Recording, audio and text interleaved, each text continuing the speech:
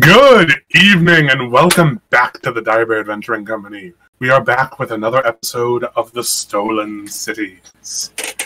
For those of you just joining us, my name is Alex. I am your DM and lore keeper for tonight. And on camera we have Venelin, Ralakan, and the charming young automaton known as Jason. Cross, is that you joining us now? Yes, I'm having some difficulty because for some reason Zoom says my password is wrong. Well, here's hoping we can get you back in as soon as possible. In any case, previously on the Stolen Cities, the party ventured northward towards the region known as the Heights in search of a duo of workers whom the broker claimed had salvaged some materials belonging to Jason in a bid to try and repair him, as it were. While their search to find his missing parts was fruitless, they did find one of the two workers, a man by the name of Raphael, who informed them that the vampire known as Alzin kidnapped his partner, Rachel, turning her into a vampire after an extensive period of, let's go with torture.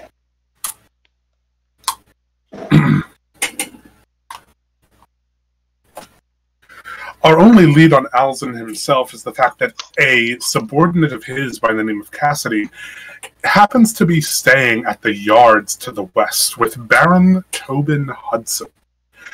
A serendipitous happenstance, as the party is now in a bit of debt to the slumlord in charge of the sort of barrier between the rest of the island and the Heights, Jason Apollo. Apollo has tasked them with recovering an ancient artifact from Baron Hudson in exchange for his leniency when it comes to their travel throughout the island. And as such, it seems that the fates drive them towards the western docks. You guys, if I remember correctly, you guys were still at your house, right, Venelin? You have allowed Raphael the use of your parents' old storeroom, as it has been mostly emptied, and it seems that he has already been using it for quite some time.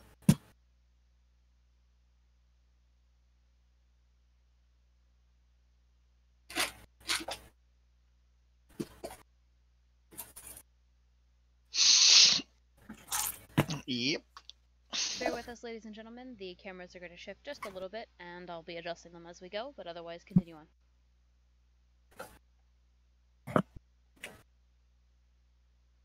So, what are we thinking, my wonderful players, you dashing young rapscallions? So, we have a lead on where we need to go. Should we not go?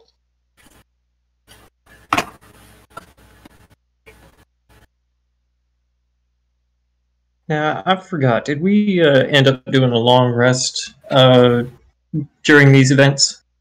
I would say it's safe to say that y'all did a long rest. Perfect.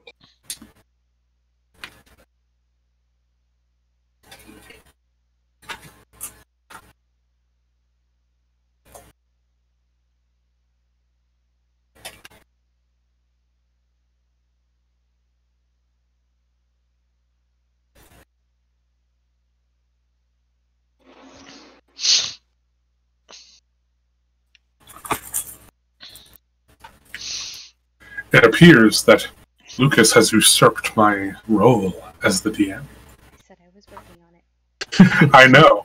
I just find it extremely hilarious. It also appears that Maddie and I have put on the Potara earrings and merged into Malix. and are taking on the role of Venelin. Tim has duplicated. Tim has created a clone of himself. And I'm too sober for this. You're too sober for this. Well, I'm not allowed to drink. A damnable shame. F's in the chat for a boy.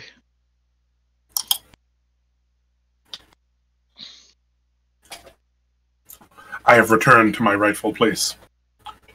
Wonderful.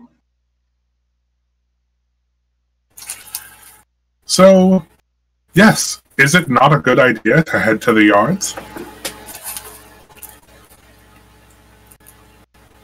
Well,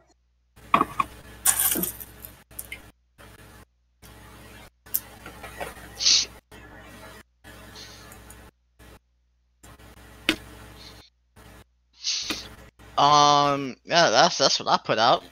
What do you two think? Kind of addressing Cross and Jason. well, I do believe if we do have to head to the yards, might as well. All points sort of lead to there. Feel like we should try to be as careful as possible. After all, that's where the pirates came from, right? Understood. Was that Is my Ralakan disguise trying to convincing? I'm sorry, what? Sorry. Was that Ralakan trying to remember where the pirates came from? Yes. Just doing the That's what he looks like when he's thinking. Not this, not this.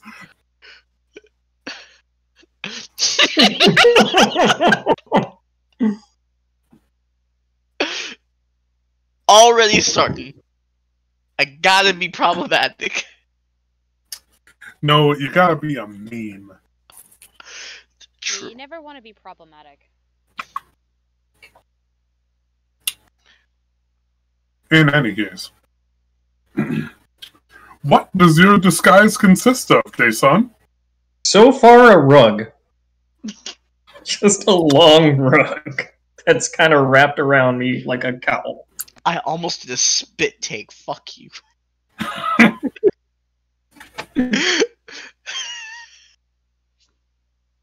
I was not prepared. You? Quite frankly, Scared? I'm surprised that nobody has spotted me so far. I'm just immediately picturing Robin Williams. I can't believe it. I'm losing to a rug.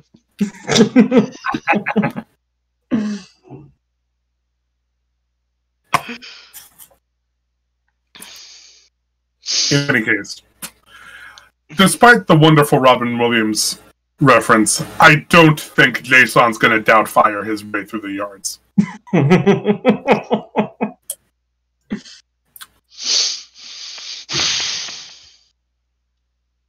Are you okay?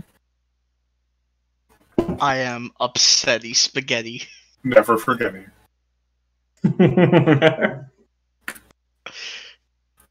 Yes, I did. Anywho, I think we've all agreed to vamoose our way over to the ports, the docks on the west. What is Venelin doing while the rest of the party is having this discussion?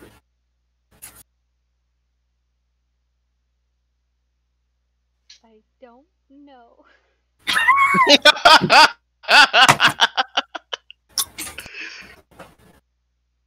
No, that's not quite true. I know what she would be doing. She'd actually probably be sitting in her dad's old bedroom. Just kind of being depressed by herself.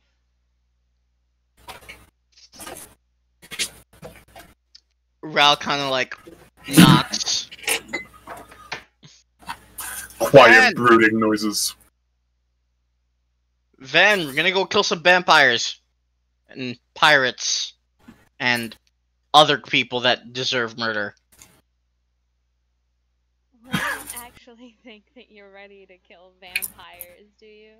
Nope. Okay. Well, I mean, as long as you're aware that it's a bad idea for you. Because you don't know what you're doing. I've got bombs. And? You need more than a bomb to kill a vampire, man. Actually, Venelin, if you don't mind me asking, how do you kill vampires? Well, for one, sunlight. Hurts them real bad, makes them real slow. You put running water between you and a vampire, it'll burn like acid for it to cross it. And then you gotta find where it keeps its heart. Because if a vampire's smart, it's never actually on its body. And then you just drive a stake through it. You know, those wives' tales, some of them hold a small bit of truth to them. See, I've never understood actually, like, why would you use a good piece of meat like that? A wooden stake. Ralakan. I'm not eating that. That's... A common misconception. What you are thinking of is the S-T-E-A-K steak, usually found on a cow. What Venelin is talking about is S-T-A-K-K-E.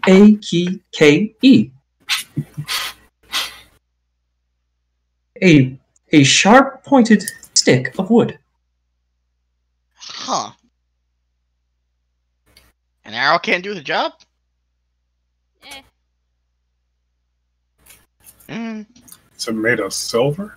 I can't say that I've ever tried to use an arrow before. I typically stick with wooden stakes. Mostly because silver's in hard supply. Please, and I do have a supply of silver literally inside of me. Yeah, And but I can't can make craft them. arrowheads. Understood. I will try and find a way to learn how to do such.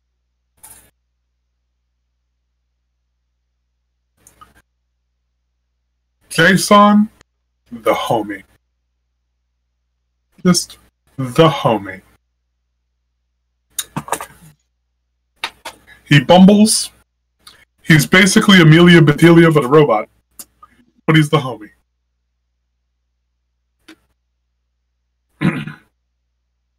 So, do we want to head straight to the yards, or do we want to do literally anything else? Ellen, do you have any extra clothes I could use as a possible disguise? I have been told that my current getup is not functional. I might have something that'll suffice. Just Wonderful. Thank you. tight. Just stay here. Jason hunkers here, unmoving. A part of me's like, oh shit, I just used the word hang tight and I don't know if he's gonna get that modern sweet Jason moment. kind of like shrinks down into boombox mode. Oh my god. Okay. She's gonna go to her brother's room since her brother was significantly larger than she was. Mm-hmm. Like, proper himbo status. Mm-hmm. And, see if anything of his is salvageable for Jason to use. Mm.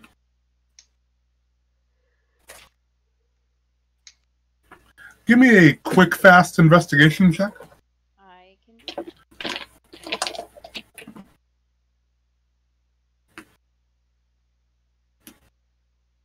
13. You managed to find some, like, bigger, kind of baggier clothes. Well, they're baggy on you, but on him being a rather wide build, they must have fit him pretty well. You find a couple of jackets that you feel like he could wear pretty comfortably, as well as this kind of like a trench coaty kind of thing. Okay, I'm gonna collect it and bring it back. For my good robot buddy. Wonderful. Thank you very much. And Jason will proceed to put on layers upon layers of clothing so that he essentially looks like just a coat rack that's just overflowing with coats.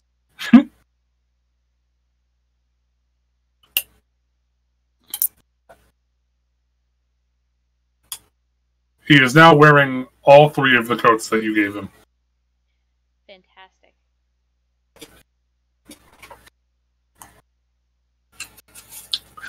It looks really weird, because since his arms are still kind of like bare bones, but his torso area is like very widely built, he looks extremely muscular in the top area, and then his arms just look all lanky. It is adorable, but also kind of weird. Fair enough.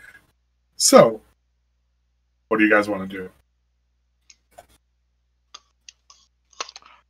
I mean, did we not say we were going to go to the west? The yards is the best place. And I'm really not keen on giving Apollo that gun.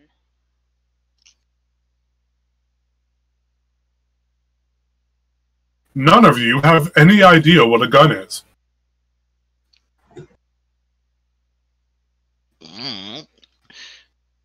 Van said that big cannon thing bad. Don't let pompous boy have it. Good enough for me. Oh, I'm glad we're in agreement. However, unfortunately, this might be the tale of 2 evils. Putting a weapon such as that in his hands versus our safety throughout the labyrinth from his people at any given time. Which one's worth more? If you weigh it out by the numbers alone, it's automatically our safety.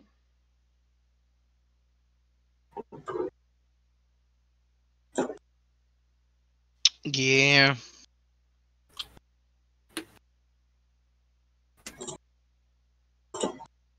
Okay. So are we taking our leave now, or are we going to try and get anything else done before we go? I don't know what else there is to do. You can always search through that storeroom. Raphael did say he had a quite extensive library of tools. Didn't we already search through the storeroom though? That's what we did last week. Oh yeah, that's right. You guys didn't really take anything super duper special. Nope. Okay, dokie. We had that vial that he said was vampire poison.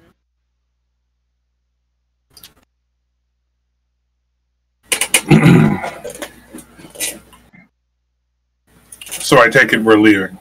Yes. Na Yep. wunderbar.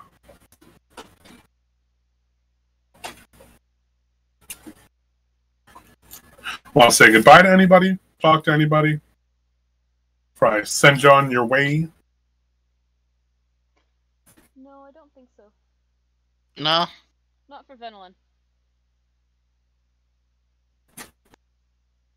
Fair enough. You guys head straight down and exit Building 66. You hop in your cart, and you start heading back south. As you guys head into the labyrinth, you immediately notice that some of the guys stationed outside are the same guys that you kind of put a beating on last time. However, they are very much under orders not to fuck with you. And they do not fuck with you. You're unfuckwittable.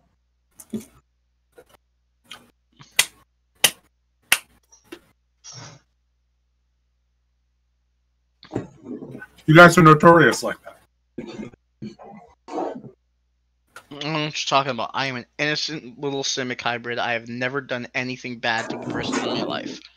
Your trip through the labyrinth is relatively without incident. You do notice the Bee Gees standing watch outside of Apollo Hall. And are reminded of the various musical references with which Jason Apollo has named his various guardsmen.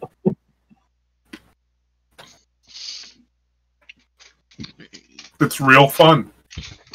Yeah. I kind of wish I didn't know that now. However, it takes you significantly less time to get to the labyrinth now that you have a map of the layout and aren't being impeded by guards. Wonderful. And you guys managed to get out around sort of mid-afternoon.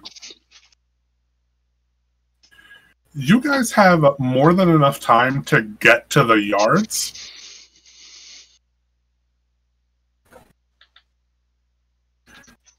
However, getting to the yards, depending on how long it takes you while you're there, might end up with you leaving pretty close to sunset.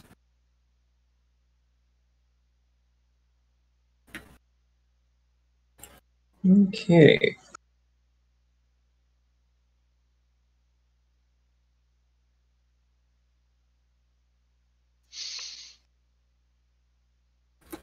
We should probably find a place to camp before things get going too nuts. Understandable. Shall I set up camp here? Mm, We could get further into the yards. could. Find some place to stay. You guys Would you could prefer- get to the yards and camp outside of there. Just gonna suggest that. Fair enough. No, that is what we'll do then. Sounds like the best course of action to me. You guys take the western road, opting to avoid the Combus Forest this time. And you guys notice that there is some significantly increased activity in this area now. You can see several forces from several different factions sort of fighting monsters and patrolling this area. You can see soldiers and mercenaries hired by Maddenguard hunting down some creatures inside of inside of some of the abandoned buildings. You can see some of Apollo's guardsmen patrolling and hunting game inside of the forest. And you can see members of that same band of pirates seem to be very intently searching the area. Fortunately, Jason is inside your cart, and therefore is not clearly visible. Thank God. Yeah. Wonderful. Because then they would see your elongated coat rack and just, oh boy. Just lose their ever-loving minds. This is ours now. I'm taking this. Wait, that's illegal. You know what? Getting shot's not so bad. I'm up for doing it again. What was that? Don't worry about it. Moving on. You guys notice the equidistant locations of Maddenguard and the yards as you start heading back towards the center of the island. And as you start heading westward, you note that sunset is approaching. Definitely need to find a place to sleep now. Yep. Not gonna like it too much sleeping out in the open, but we'll have to make do. Yep. I will be sure to stay on guard. I will let you know if there's any sort of danger. Didn't that person mention that there was a statue somewhere nearby here? Over by where the forest ends?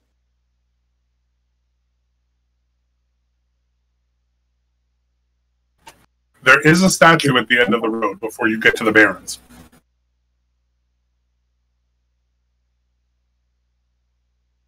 At least be a vantage point. True enough. That is true.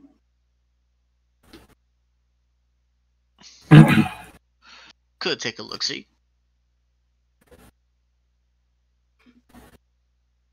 I guess that's the direction we better head then.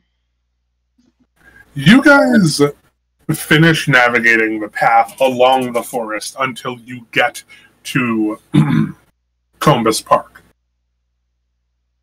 The statue looms quietly in the distance, ever present. And as you reach it, you're reminded of just how old it must be. It looks thoroughly eroded by the passage of time, along with the negligence of those who dared not maintain it in the face of everything else that's been going on. However, its position in the center of the park will make for a very fine vantage point, and can be used quite well as a campsite. Wonderful. So are you guys like setting up tents, or are you going to camp in the carriage? Well, Jason is going to remain in the carriage, kind of on the edge, so he can still like see out and like so he can hear anything around. Fair enough.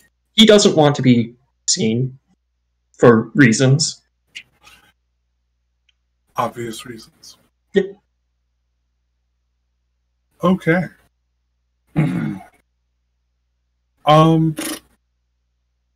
Jason, really quickly, how long is your like alert state? Like when you go into when you rest? Good question. Because if it lasts until the next sunset, then you're the only one who needs to take a watch. If not, then you will need to swap with somebody. I mean, I'm an elf, so I only need 4 hours. That is true. 4 hours here too. I'm a hybrid. I need my beauty sleep. Silly fish. And you need to sleep. So if I were to take a long rest, I just need 6 hours in an inactive state, but I'm not unconscious. I can still hear and see as normal. Gotcha. Okay, great. So, I take it, Jason, you will be taking first watch? Absolutely. Okay, and that's to justify that long rest we were talking about. So, Jason, please roll me a perception check. Yay. That's a 19. Wonderful. The moment night falls, you can hear the activity begin coursing through the various abandoned buildings that line the borders of Combus Park, as well as in the forest itself. Every so often, you'll see a night creature, whether it be a wolf or a harpy or some other monster, emerge from one of these buildings or from the forest, and they'll sort of eye you for a moment. But not being able to determine exactly what you are, they kind of just ignore you. Much like the dire wolves that you guys fought in the Eastern Labyrinth, they kind of look at you as though you are inanimate. Wolves. However, nearing the end of your watch, you do note that one of the pirate caravans is still out and about.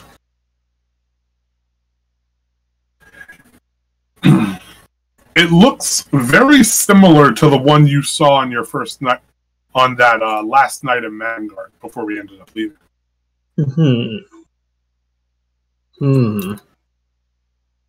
Lights are dimming. Remaining motionless. It's kind of like Kronk against the wall, like.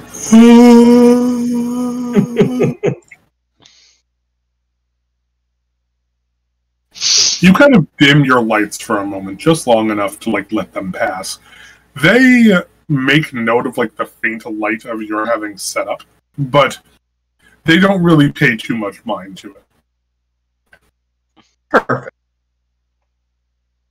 Eventually, your 6 hours are up, and you are able to rouse one of the elves from their whatever they're doing. But what are Venelin and Cross doing? They're playing patty cake. Oh wait. I mean, you could teach somebody to play patty cake, and you just had to make sure that your hands are always in the same spot when you start.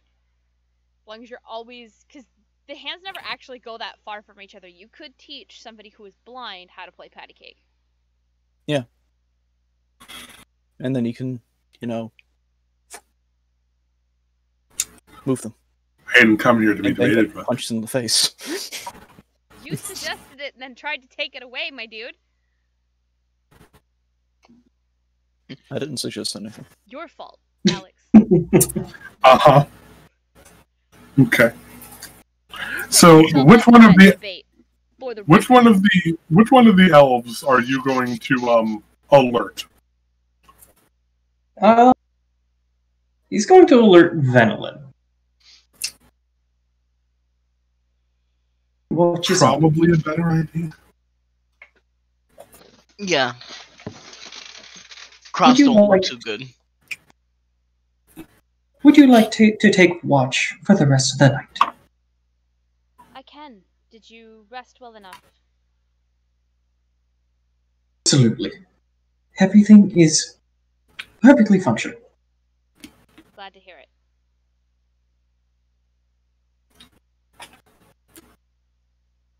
And then Venelin will take the rest of watch. Okay. You could roll me a hot and spicy perception check. Okay.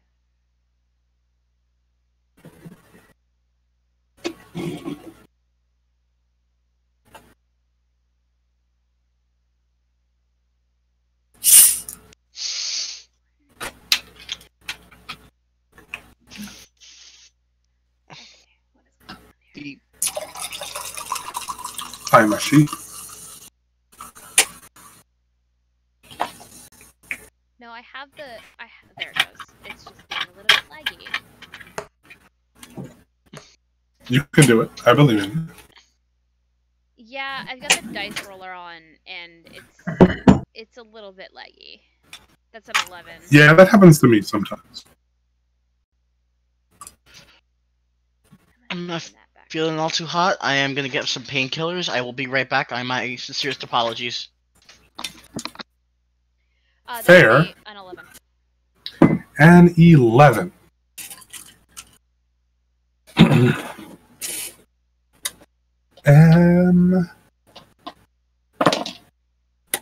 Wonderful. The varying emotions associated with visiting your old home kind of lay a bit of a hamper over you as you conduct your watch. However, fortunately, that watch is particularly uneventful. Every so often you will hear the cry of a harpy or a screech of a school of bats. That is a die. I'm not going to go looking for it right now. But other than that, your watch goes pretty much fine. Okay. Eventually, the clouds begin to turn their brighter shade of gray to signal the oncoming sunrise.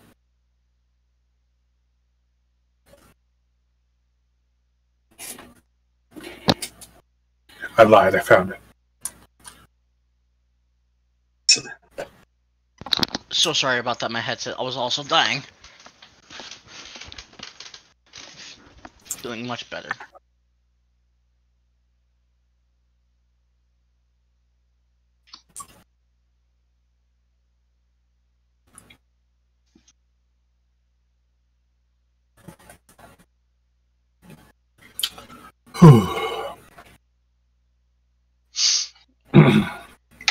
Probably closer to dawn, she'll start getting things ready for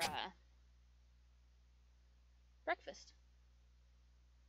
Ooh, is Venelin gonna cook? Mm-hmm. What's Venelin cooking? it's probably really basic, like breakfast tack. Something that's easy to eat and not a lot of mess. 3-course omelets. Got it. Flatbreads. Protein Yes. flatbreads. Quesadilla. Carbohydrate sponges.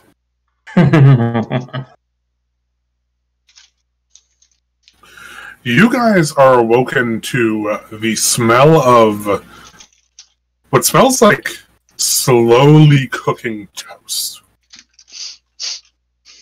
I can't smell yet. I do not have smell receptors. We'll get you there. I really hope the smell receptors is just like a nose with a little plug on it, and just like It looks like one pop of it on your face. It looks like one of those glade Like things joke that you- noses. No, one of those glade things that you'd stick into your wall.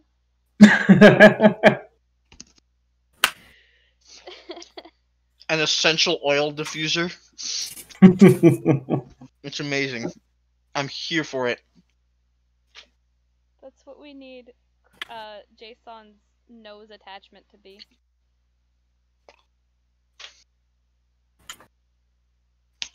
Okay.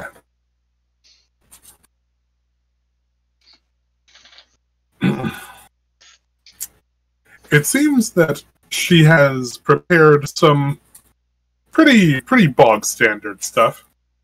She's made small soup for everybody to drink, as well as some toast and a few fried eggs. Nothing too crazy.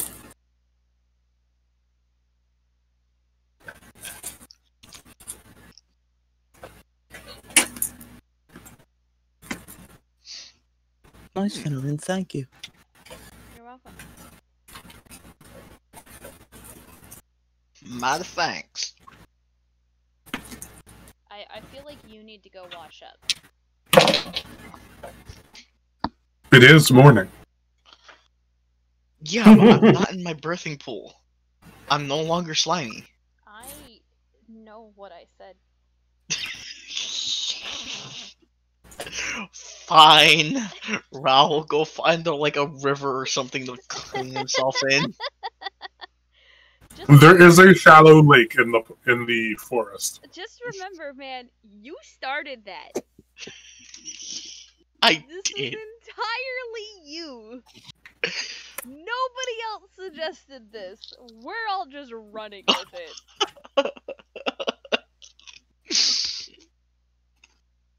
She is extremely unwrong. Nope. No, she is not.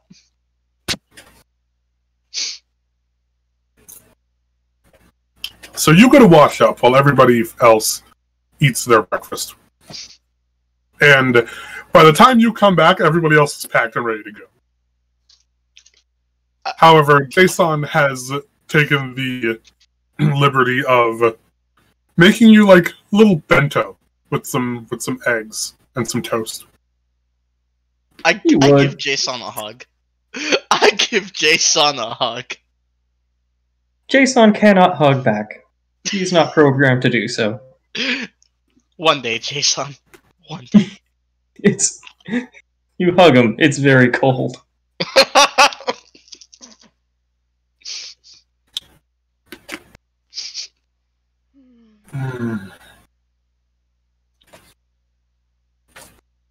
Alright. Guess it's time to head into the yard. Sounds wonderful. Let's go. And Jason will march. You guys start heading slowly southwestward. And as you start to cross the threshold where it will be... Nani. As you start to cross the... God bless you. Sorry. As you guys start to cross the threshold, from being kind of equidistant to getting closer to the yards, you start to see a series of large wooden barriers erected across the western edge of the island.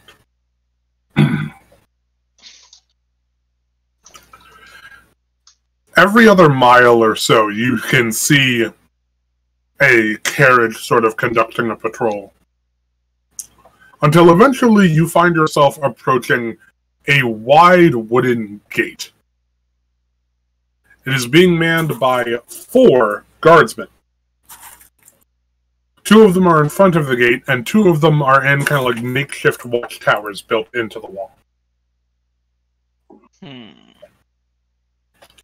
And as you start to approach, they level their crossbows at the carriage.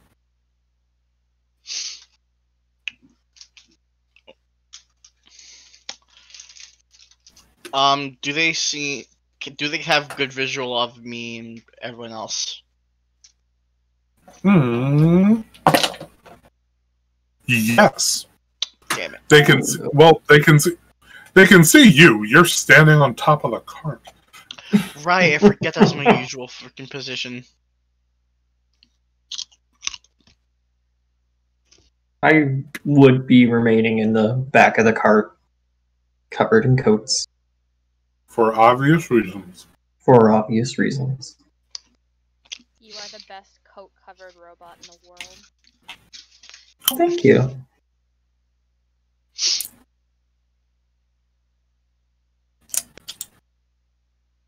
One of the greatest weapons of mass destruction this world has ever seen.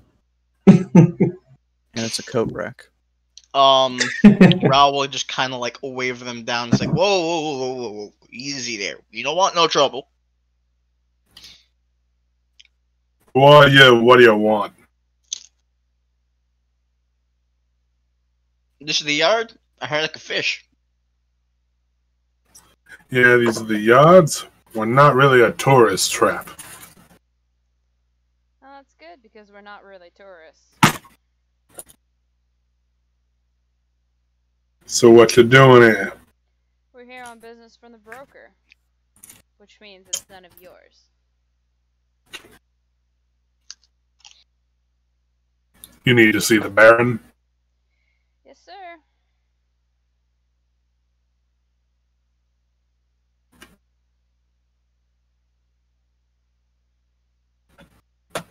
The 2 guardsmen on the ground kind of unhook this long wooden plank being used as a lock. And the 2 gates swing open. There's a carved out road leading a bit further north. You'll see the compound at the edge of the docks. Let them know that you're there for the Baron, and pray you don't get to see Cassidy. Well, let's hope we can avoid that, shall we? And Appreciate up it. we Thanks, go. gentlemen. And off we go. This place seems like a pretty well-kept set of docks. For you, Relican, the dock they have here are significantly bigger and better outfitted than those in Batteryport. Batteryport's docks are, while nice, significantly smaller. While these guys have, like, a veritable marina here. You can count at least a dozen boats of varying sizes. Ranging Raul from- is just staring in jealousy. They range from, like, single-person sailboats to, like, those windbreaker boats that you take somebody parasailing with to, like, what looks like a small ferry. In any case, after about another mile or so of travel back north, you do in fact come across the compound of which they spoke. It looks to be about 3 floors in height, and it looks like one of those older, like, ship warehouses.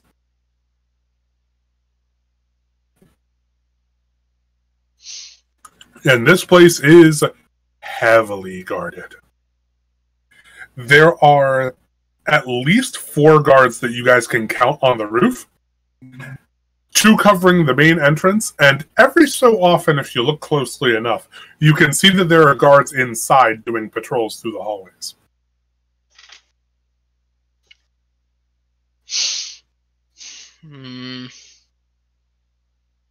Rao's kind of like looking for places to put an explosion.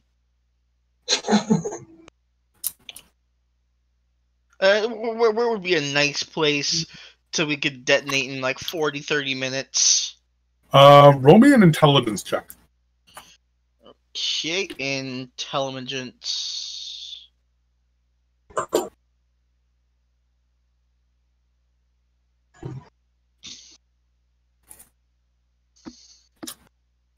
Let's hear it. Tell me you rolled in that one. I rolled in that one. The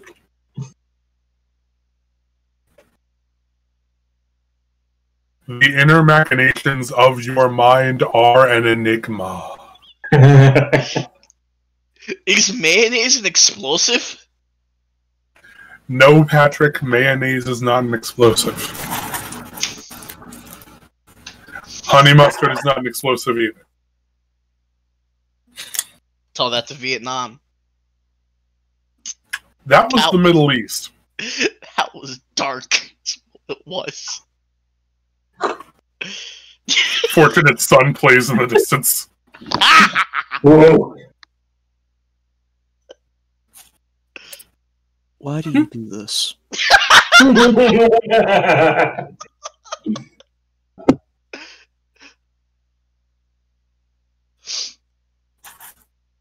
If I don't, who will?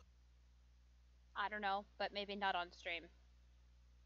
Sorry. Fair enough. In any case, as you guys approached the main entrance to this compound, the two guards immediately begin to approach the cart. They do not immediately level their crossbows at you, instead simply asking you and Venelin to state your business. We're here for the Baron. What she said. What kind of business you got with Baron Hudson? None of ya.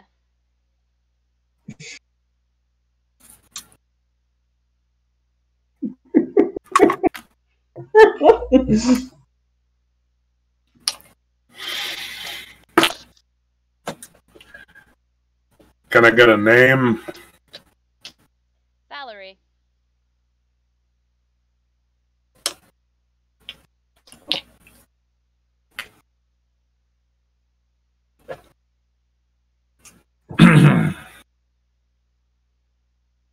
One of the guards heads inside, the other staying with the cart. And you can hear him walk up what sounds like a set of metal stairs. Ral, as you narrow your eyes, you can see him sort of like making his way down a hallway towards the far eastern end of the compound. Big place. Big place. I need all of you to roll me a perception check.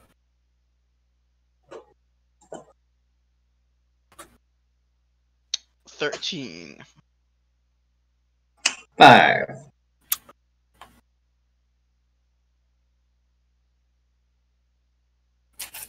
Oh no. 16. Okay. Hold tight, hang on.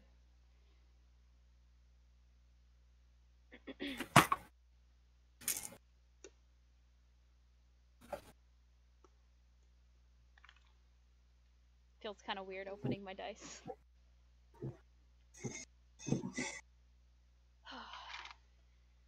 You said perception? Mm-hmm. 5. Oh boy. Ral and Cross, on like the northwestern edge of the compound, you can hear loud, blood-curdling screaming. Basically on the opposite end of the compound from where the guard just went to go talk to the Baron. Ral is debating on putting an explosive rune on his arrow.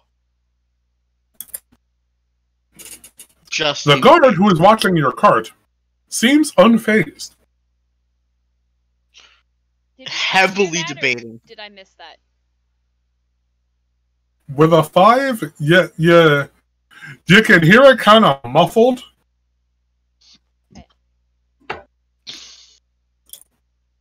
Jason can just see Cross's eyes just kind of widen into like almost a horrified expression. Jason was about to ask if you were okay, but decided not to. For obvious reasons. The hell was that? It sounded like someone crying for...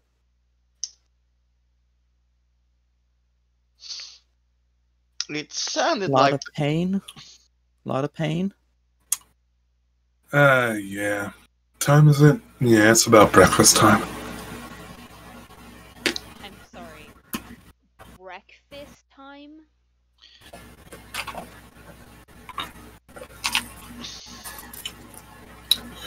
Yeah. One of the Baron's compatriots, I guess you'd call her. She ain't exactly you and me, let's say. Cassidy. Yeah, you know. Yeah. Yikes. So, every so often, she sort of, helps herself to the contents of our prison. Yikes. Sweats and automaton.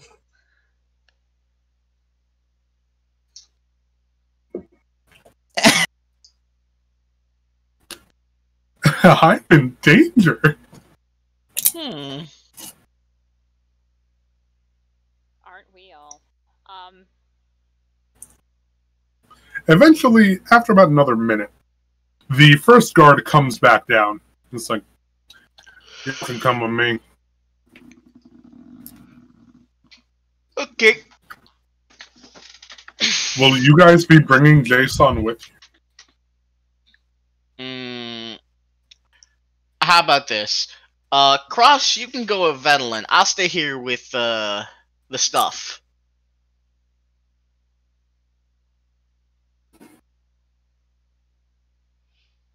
Sure you want to do that? I don't think we really have a choice. Pretty sure. Okay. Then I'll hop down and offer Cross assistance if he so desires. I'll accept it.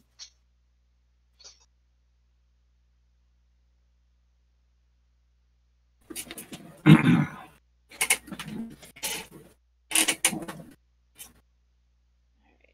Let's see how well I can weave my life.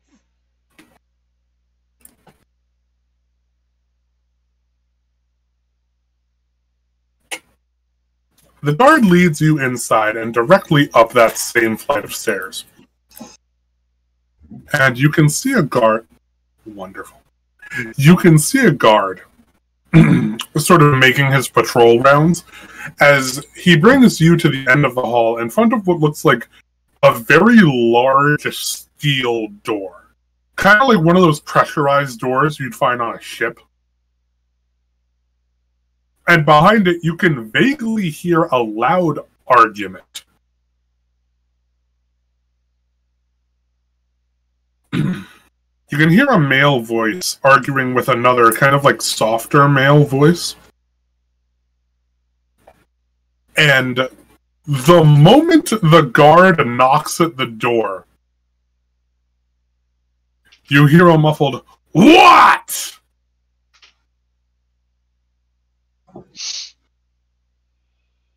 Your appointment's here to see you. The woman, Valerie, I think.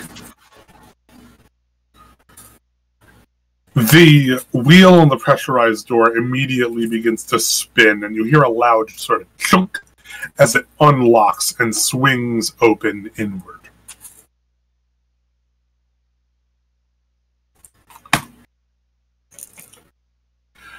You can see a man in a captain's uniform holding what looks like a cutlass, and another man who seems to be bound in arm and leg restraints to what looks like one of those massive shipping magnets. Like, you ever see one of those magnets in like a junkyard that they use to like lug scrap with? Yep.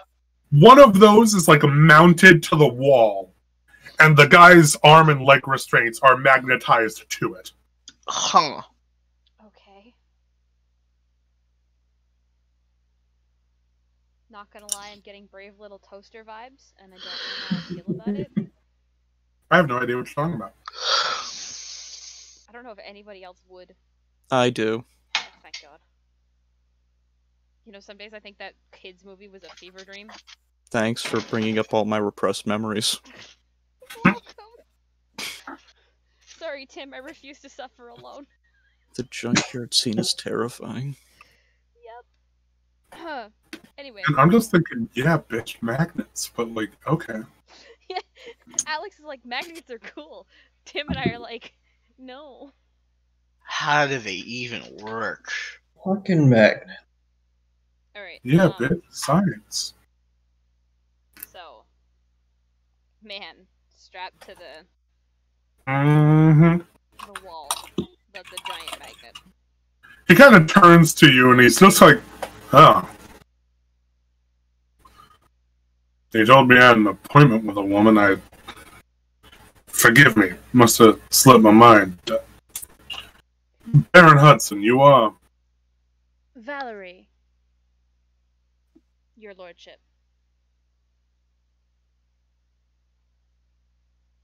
He stows the cutlass and is immediately met with a sigh of relief from the man bound to the wall. And he reaches out his hand for a handshake. She'll shake it. She'll step forward and shake his hand. Oh, well, my man is. Can I interest you in a coffee? Oh, I haven't had one of those in months. Absolutely. He sort of like gently points to his desk, where you can see an actual coffee machine. Like, it's not like a really like super fancy one.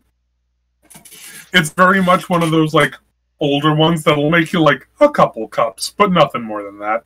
Right. But it's enough that there is enough coffee left for you. Oh, fantastic. She is gonna go pour herself a cup of coffee.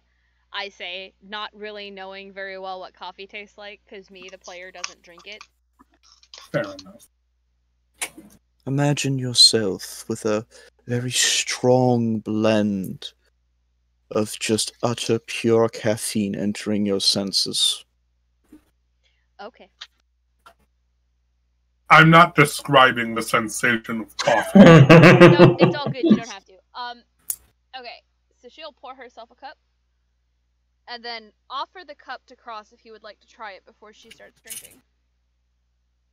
Oh no.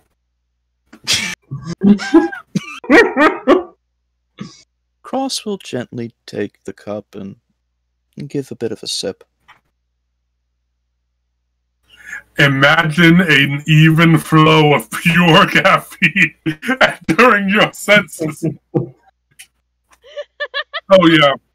Oh, he makes Cross it is just strong. here going like the existential discovery cat. Nice. Okay, so with that being said and done, she'll take the cup back and enjoy her first taste of coffee in months. What can I do you for?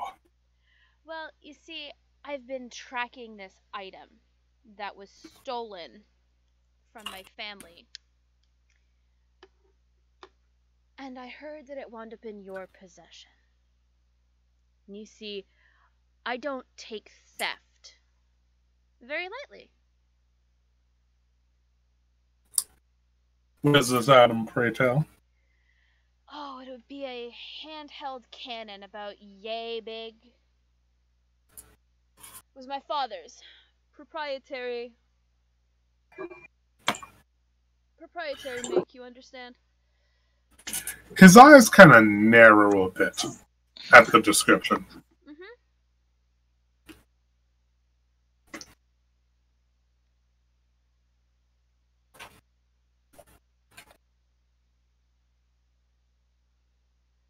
And kind of just takes a seat at his desk. And like, and what led you to believe that this weapon of sorts ended up in my possession? Oh, there's no belief. I literally tracked it to the yard, your lordship.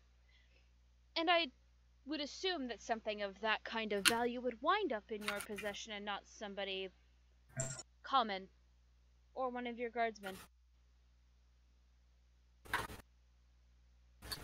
It's quite dangerous. So, of course, the safest hands would be your own. You assume correctly. Somebody found something like that and then definitely wind up in my hands before it wound up in anybody else's.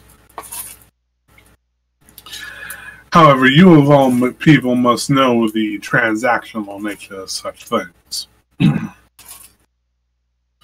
Regardless of how the weapon came into my possession, the fact is that it is now in my possession.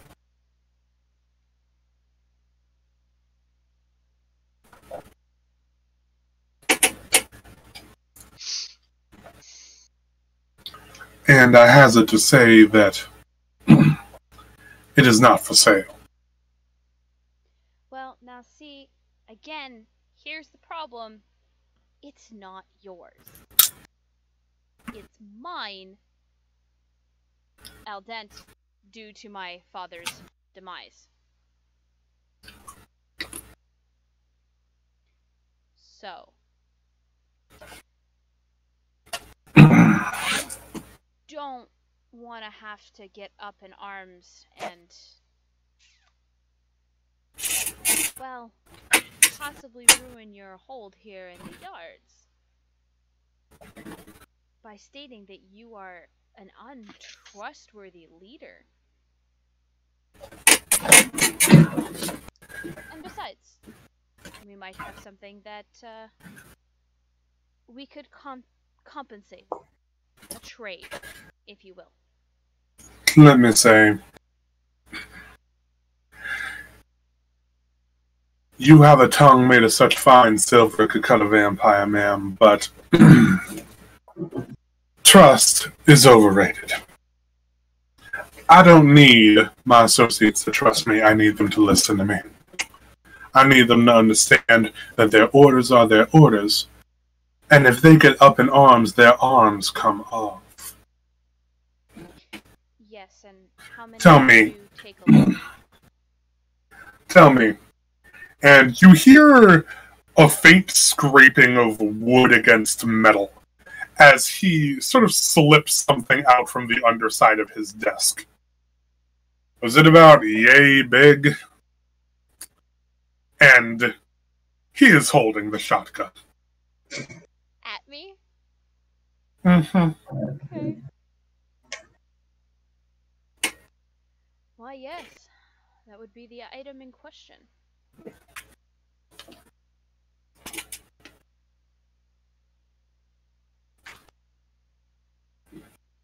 And given that if I so chose, I could pull this right here trigger and pretty much turn the entire upper half of your reasonably attractive self all over that wall over there. Well, you certainly could try on the assumption that the gun doesn't backfire and explode in your face.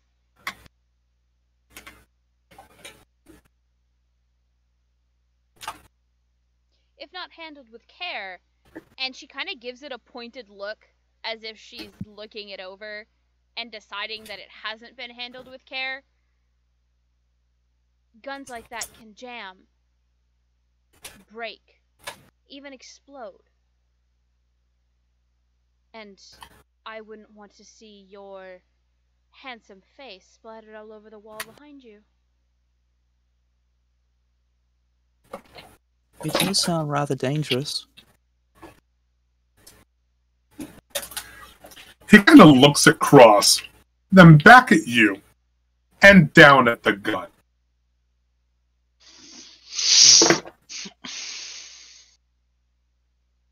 Alex, while this is happening, I'm going to use one of my class features. Mm. And I am going to move my shadow behind him. My shadow is just going to slink along the ground and rise up behind him so that if need be, in the blink of an eye, I can be with my shadow once again. Because I go to my shadow doesn't come back to me. So if he decides he's gonna pull the trigger, I'm gonna wind up behind him. He stands up and walks across to the far side of the room.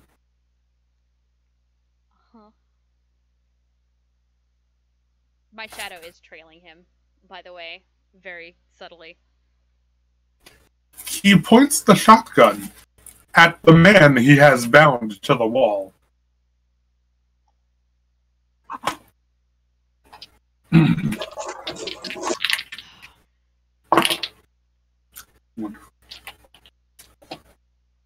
And you guys are met with a deafening crack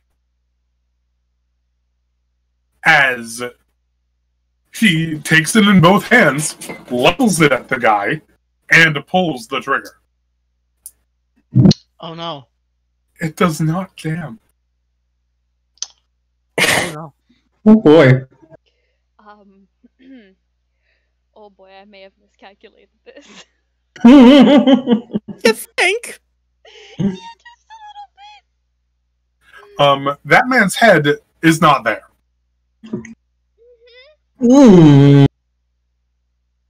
And he just sort of like takes in a deep breath at the smell of fresh blood and gunpowder. And sort of just checks the chamber. He's got another round. How good he is a double barrel. Oh no, it's the super shotgun. Oh boy.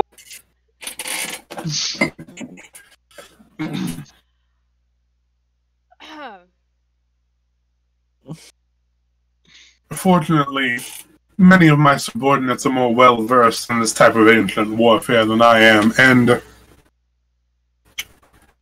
I have been apprised of its applications, let's say. So I say once again,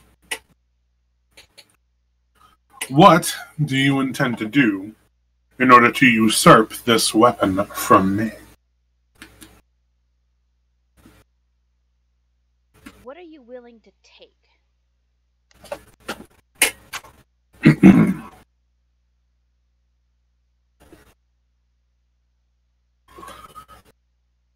Frankly, ain't too much I need over here.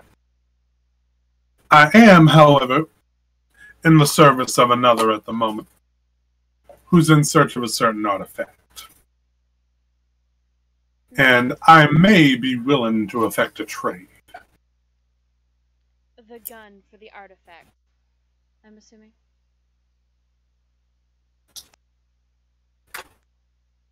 Your mind's as sharp as your tongue, I see. I wouldn't be my father's daughter if I wasn't.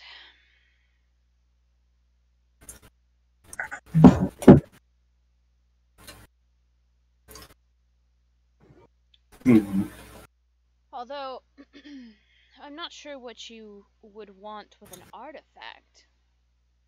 Aren't artifacts typically relics of the old world? Not necessarily things that... It's not for me, it's for a client, in which I and my band of merry men are in employ. Your band of merry men.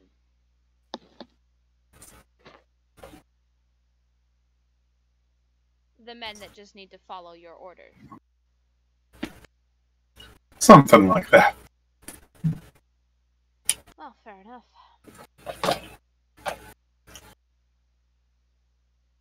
And,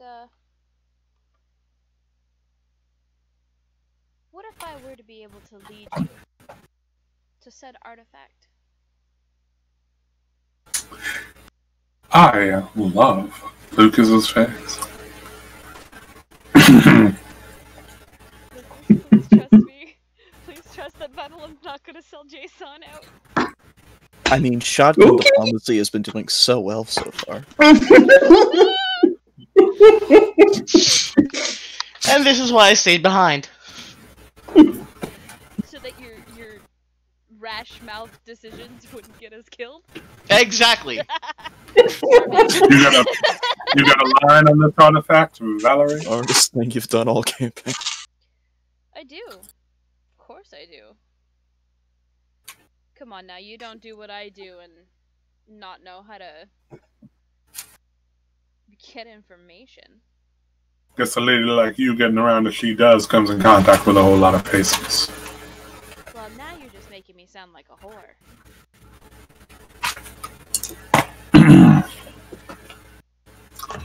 Oh, assassin, you got a mark. I don't know what you mean.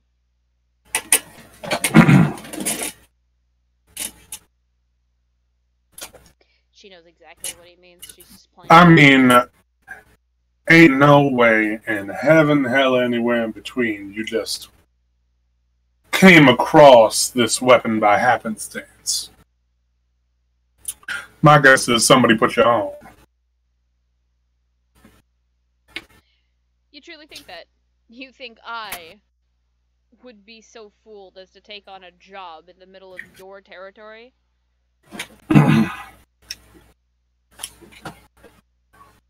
Fooled? No. Forced? Maybe. Come on now. You know Valerie Farah doesn't do that kind of shit. There's a reason. I do. But that card, he points out the window, is from Madinga. And? Last known sighting of the artifact. The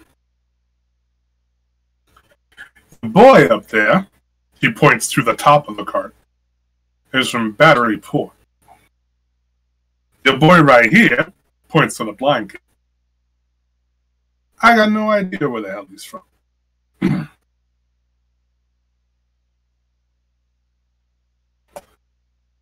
But I do know that the last time my emissary spoke to the people of Manengard, the artifact that they called Jason or something like that had been effectually exiled. Really? I must admit this is news to me. I don't tend to make small talk when I go through the town. Go in, get paid. You know. Survive.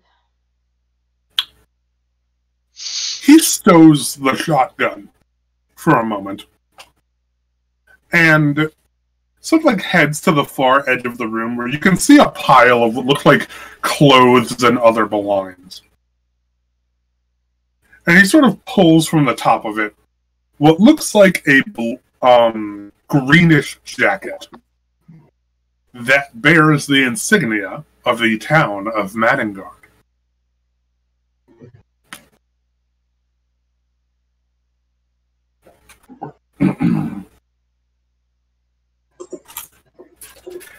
Headless Wonder over here.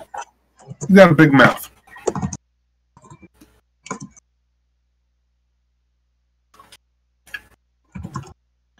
Thought he'd go and sell some people out for a trip to the watchtower, some gold pieces, or whatever the hell I wrote on that thing.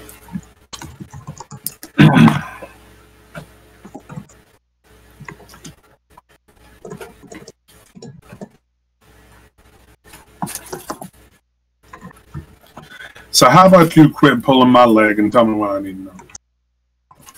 Who put you up to this? Whose name was associated with that jacket?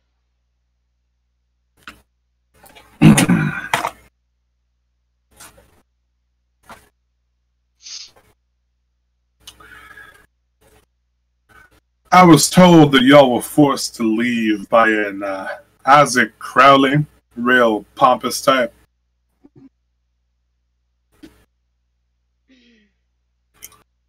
Since somebody stole a bunch of weapons from police lockup or something like that. Really? Sounds terrible.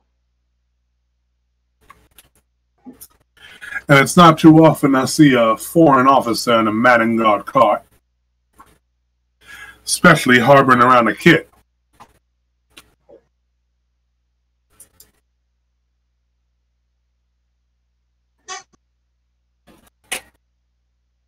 So are you telling me, if I have a couple of my guards search that cart right now, I ain't gonna find nothing interesting?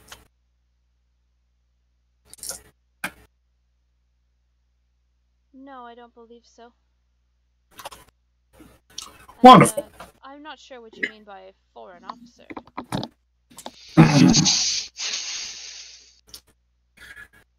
He immediately strides to the edge, sort of sliding the window open. It's like, "Oh!" And the guard at the cart is kind of just, "Oh, Tim. Oh, Tim." The guard at the cart kind of turns, and you guys can clearly hear him yelling out. "Do me a favor, check the inside of that car for me real quick." Oh no. What? You said he's leaning out the window? Yeah, he's kind of like leaning a little bit out the window. You want to push him out the window? How high up are we, though? This is the 3rd floor. I don't know if that would kill him. It would not kill him. However, it would hurt very badly. Actually, I'd probably roll like a body part die to see how he landed. So there is a chance that we could kill him if he lands on his neck. Mm-hmm.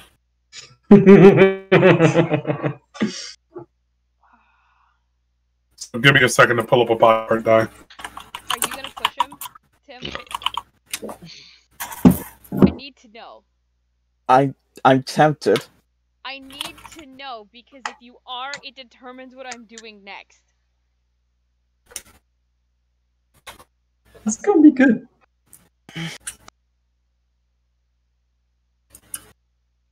Hey. Are you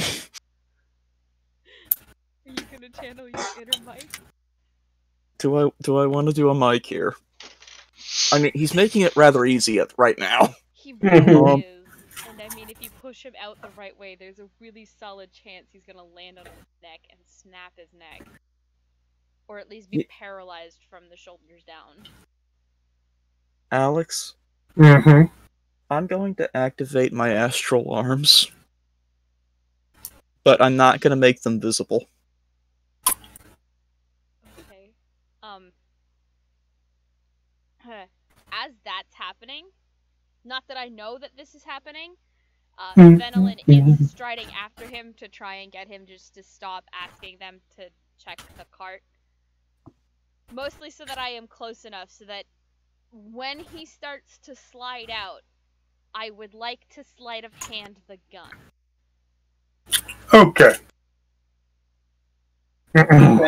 And meanwhile, Jason is just doing his best laundry hamper impression. Oh Lord. You see, see, the fact is like the one thing that's holding me back here is the fact that there is a chance that they're stupid and lazy, and they're just gonna see a pile of clothes and just say nothing about it. There's a chance. However, shenanigans will ensue. And they have seemed to be a little bit more apt than any of the other guards we've ran into thus far. So... Okay. So, first off, Cross, you kind of like walk forward just enough so that your astral arms can reach. Mm-hmm. And you reach out with your knot stand and just sort of... Venolin, roll me that hot and spicy sleight of hand. Yep. That's a 22! Ooh. Oh, hell yeah.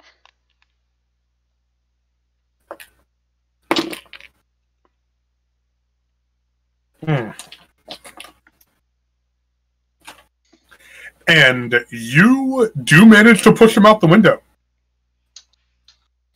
At the same time, the guard kind of circles around and peeks into the cart and sees a pile of coats.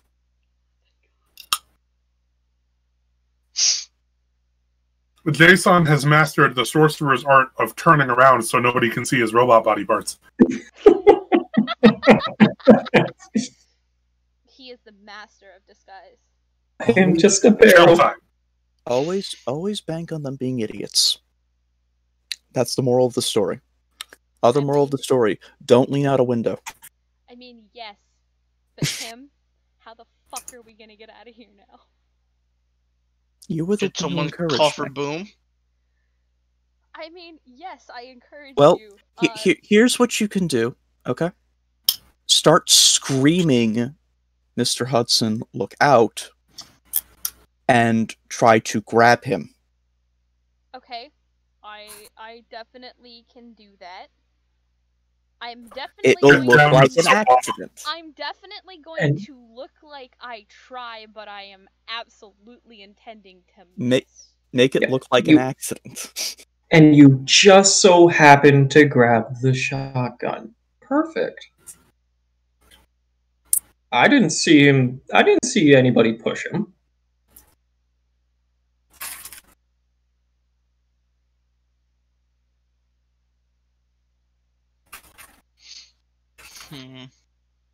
Get out of this just like how we always get out of things. We lie. We horribly lie until we have to start killing people. Oh no, he's reaching for my knife. Get down, Mrs. Obama. They've got a gun.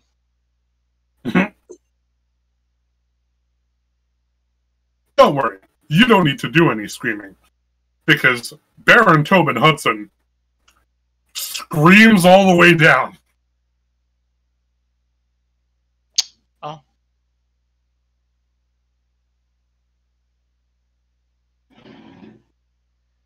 Uh-huh. Before belly flopping into the ground Oh, from 30 feet up. Yike. That hurts in water. Mm-hmm. I'm pretty sure he's cracked some ribs doing it from a third story. More than some ribs. Body part die here says hand.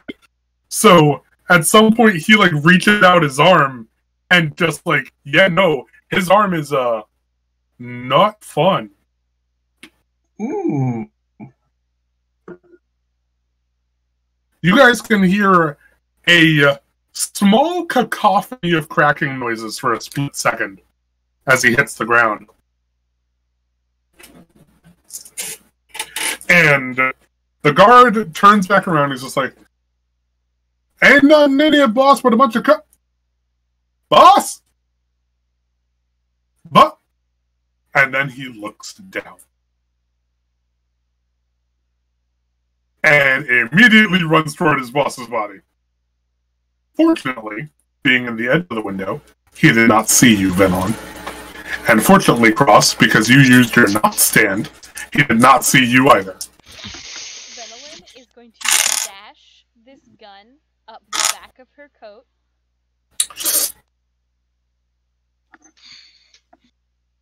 And then is just very gently going to take Cross's arm, and we gotta go. right now. Let's go. Bad times. Bad times. Let's go. Okay.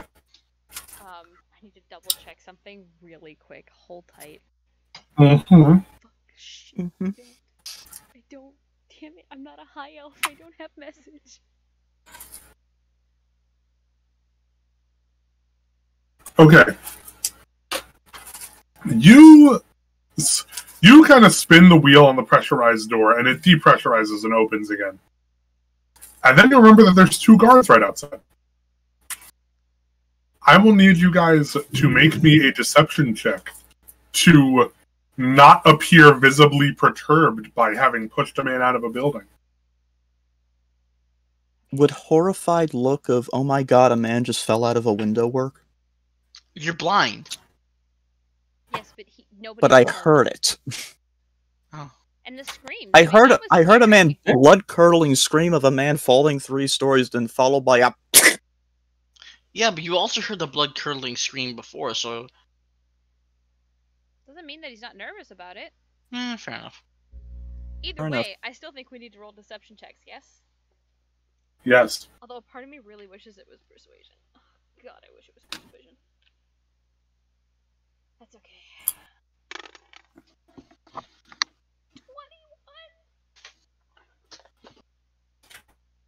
20? Beautiful. Y'all are stone-faced murderers. Not murderer. He's alive. For now. Yeah.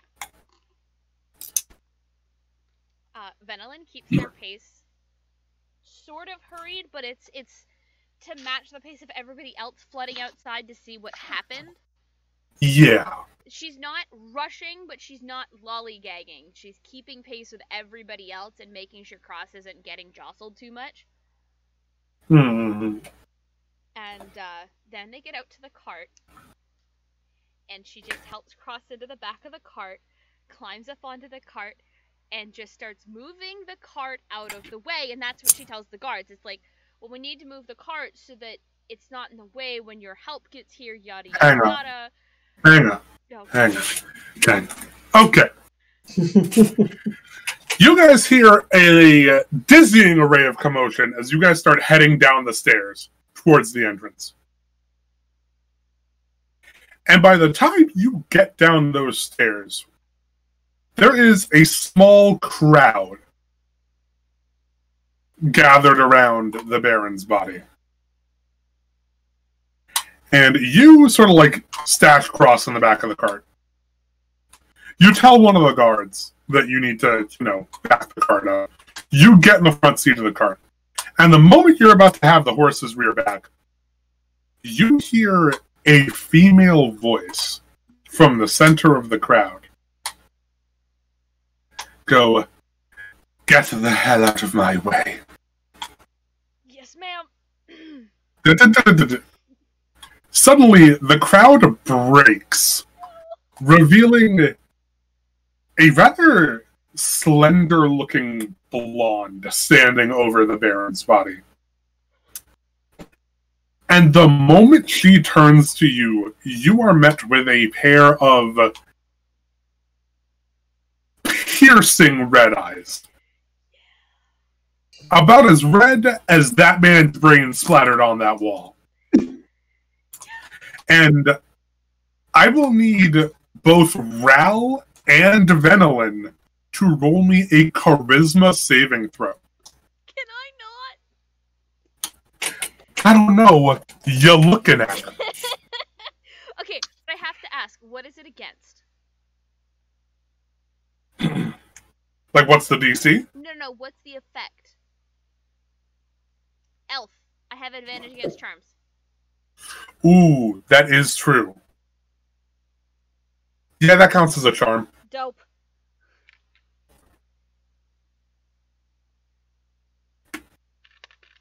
Now where's my Strahd 20? Where's my Strahd 20? Where's my... My Strahd 20 always rolls really well for me. 14.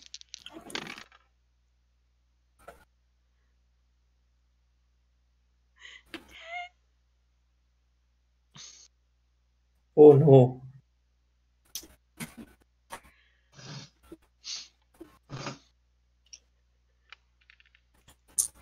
Suddenly, you are both frozen in place and are struck with the overwhelming desire to not move this cart 1 inch.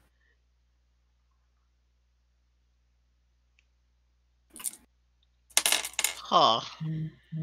She forms the faintest smirk before getting up from her kneeling and walking slowly towards the cart. She seems to be wearing this black blazer and very nice pants with this white kind of, not really a blouse, but definitely a very nice white shirt. That, surprisingly, given the blood-curdling screams from earlier, has not a single drop of blood on it. Uh-huh. Boom? That's disgusting. Sorry. I have the Twitch stream on another window, and something just alerted me that is extremely gross.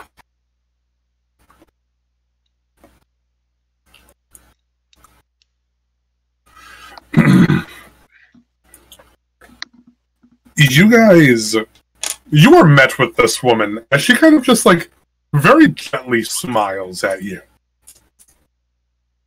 It's like, where are you going, Mom? Was just moving the cart out of the way for your rescue.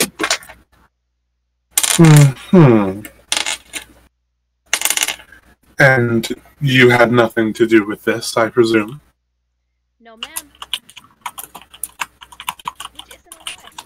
I had nothing to do with that. I didn't even know it was gonna happen.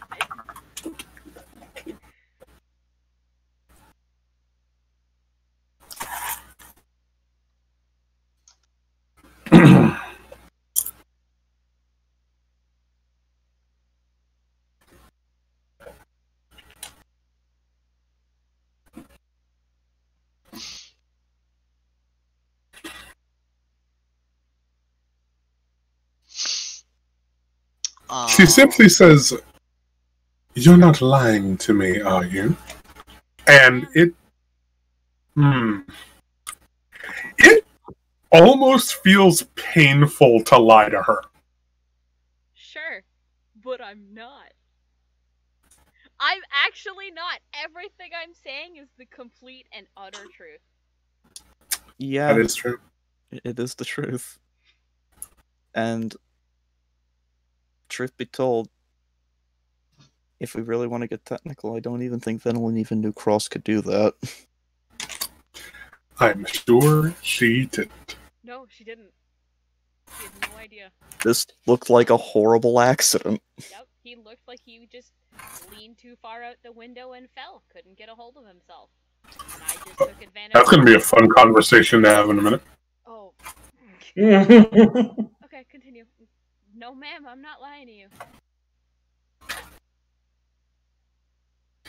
She kind of narrows her eyes at you.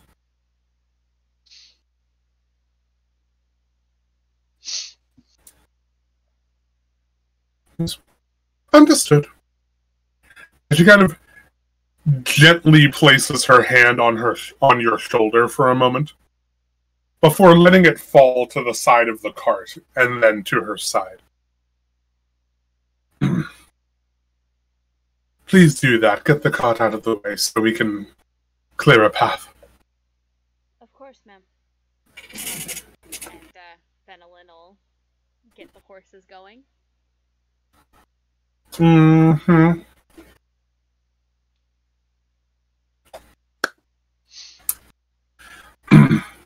Now, how far are you guys moving away, or are y'all just trying to fuck off? We are very slowly and discreetly attempting to fuck off.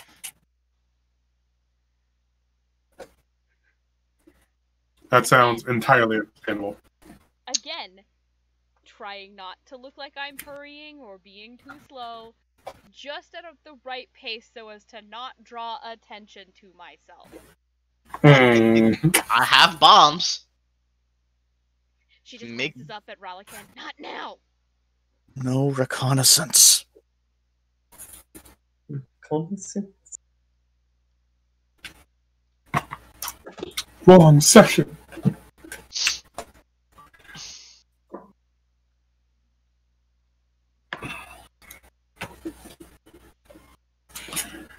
You guys begin slowly making your way back south. And as you do so, you make sure not to take the carved out path so that the rest of the soldiers can kind of fall in. Yeah.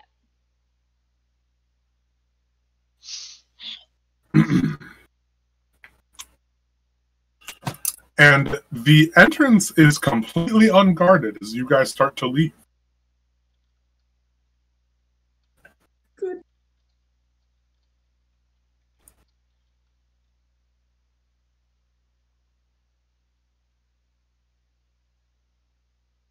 I don't like the look on your face.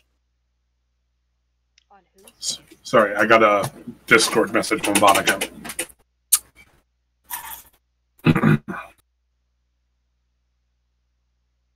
It seems as though you guys are in the clear. I don't like how the DM just said it seems. That's got me all kinds of nervous. Cassidy seems very occupied with ensuring the well-being of the Baron here. Okay. Jason could feel fear, he's feeling it. Yeah, Benelin's not gonna stop driving until we get back to the heights. Hmm. So it'll be really late by the time we roll into the heights, but she's not stopping until we hit the heights. Now, here's the question. Do you want to stop at Apollo Hall first to drop off the weapon? Is it on the way? I thought the... We have to pass through the labyrinth, which is where Apollo Hall is, to get to the heights. Oh, well then, yeah, fuck, we'll just beeline right for Apollo Hall. I thought we had to go back up to the heights and then come back down. For No. Apollo Hall. Okay, no. Then, yeah, no, we'll hit Apollo Hall. And then go up to the heights. Okay. You guys reach the entrance to the labyrinth in the late afternoon. It's not quite sundown yet, but it is fast approaching. Should we push through the night? And you guys get to Apollo Hall and are immediately approached by the current guards, who seem to be the ones he referred to as Parliament. There are 4 of them. They are wielding a varied degree of weapons, but the one who approaches the cart is wielding a warhammer. Okay. You got the goods. Yep. Where's Apollo? Inside, doing his usual thing, you know how to do. Yep.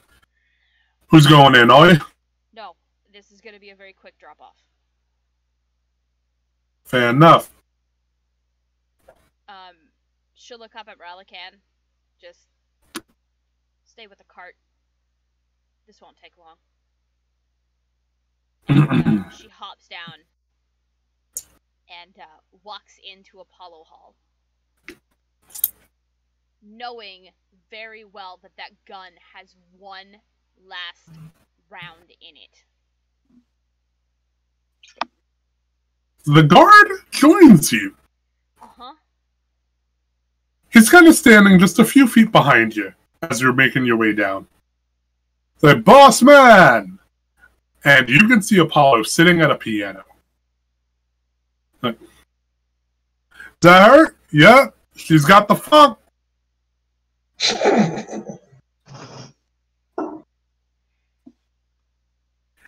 And he kind of turns around, hops off the stage, it's just like,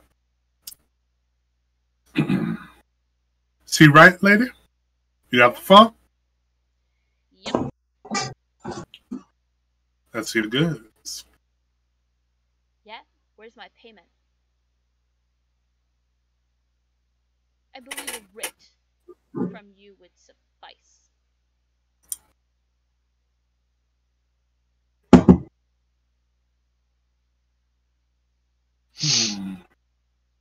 Really killing my vibe here. Well, Fine, come with me. Kind of kills everybody's vibe.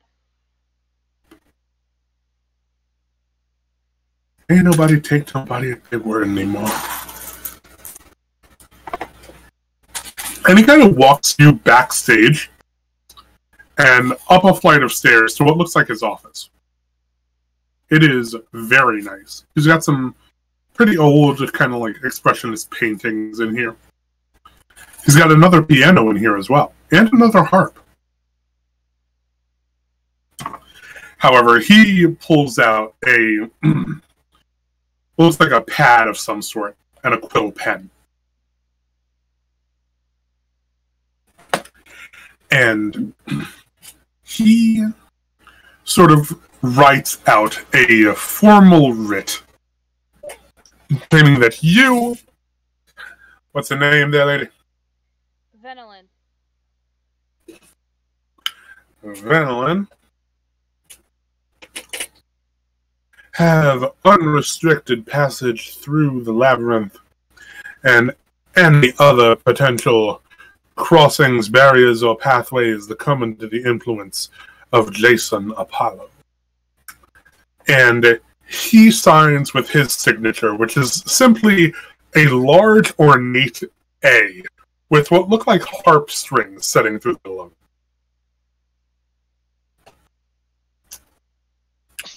And he takes the piece of paper, rips it out of the pad, and hands it over to you. Okay.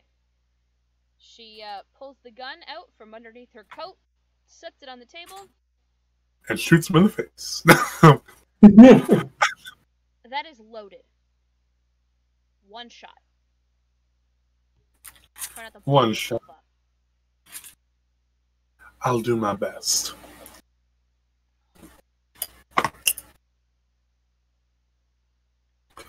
Pleasure doing business with you, Venelin.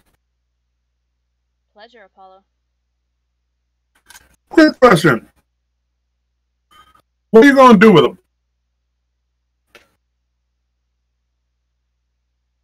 Do with who? Your buddy, the middle one, the expensive one. Protect him from people who, want to turn him in for money. That's it? Ain't gonna sell him? Ain't gonna get you a trip to the glass tower? Ain't gonna smelt him down for weapons, nothing? No. He's sentient. That would be like selling you and smelting you for... or tearing your skin off. Yeah, Apollo? put him in a toaster or something. Oh my god. He is sentient. He has his own feelings. Albeit he's still learning what they are, but he has his own feelings. Hmm. And I'm sorry, but I'm not about to sell somebody to the vampires. They've taken damn well enough from me already.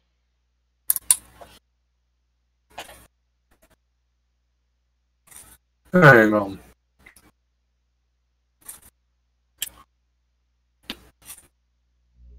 You ain't one of Nathan's, are you? Yeah.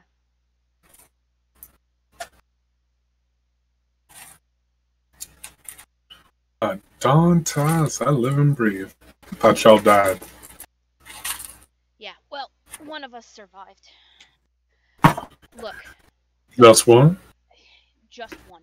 Don't want to talk about it. Look, Apollo, don't send your people to Hudson for the reward. He's lying. There's no intention for a reward. A sum that big, it's literally out there to draw people in. They're dying when they go there with evidence of whatever my friend is. Put into prisons and fed to the vampires.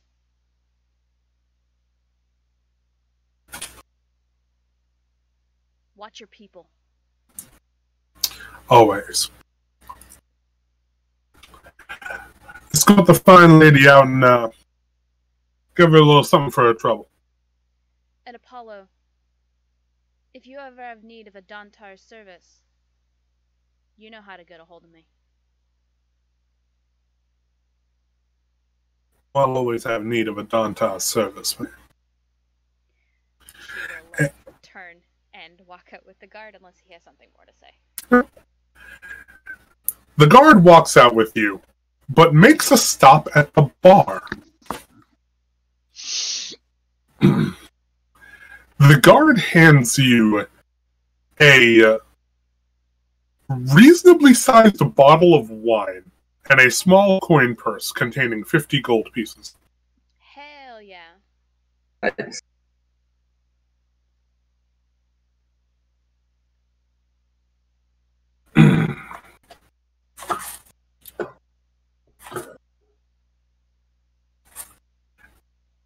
And now comes the question, are you guys going to stay here, or are you going to try and make your way to the building? Can we make it back to the heights before nightfall? It will be a close call. She is going to come back out, very carefully stash the bottle of wine in her pack, which is in the back of the cart, Mm-hmm. and then ask the party, we can make it back to the heights, but it'll be tight. No stops, no rest. Or we can stay here. A little too close to the yard for my liking, but I'll defer to the group's decision. There's more bodies here in case something bad happens to us. So if something bad happens to us, we can just let them handle it. Here, 1 second, guys. Oh, Cross. Well, I'm not a really big fan of the idea of someone, getting hurt because of us, but this is Mr. Apollo's territory. Regardless, he's going to defend it. It might be safer here.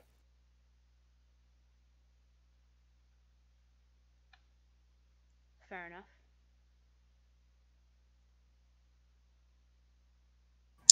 I definitely agree with both Ralakan and Cross. Definitely seems to be the safest route, and if anything should happen, I would be more than happy to defend ourselves, along with this crew.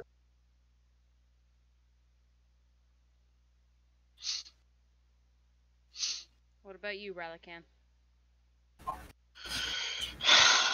I've said my piece. Stay here and let the Apollo guys take some heat for us as well. Done. What do you say we head back to that little inn that we stayed at last time? Sounds wonderful. Of course. Where it all began. Well, I mean, didn't you like the inn? It was nice. It was rather nice.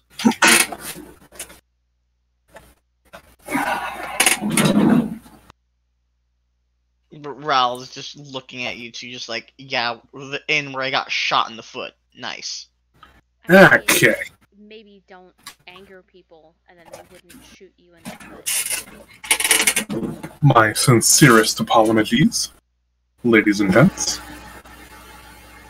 Okay.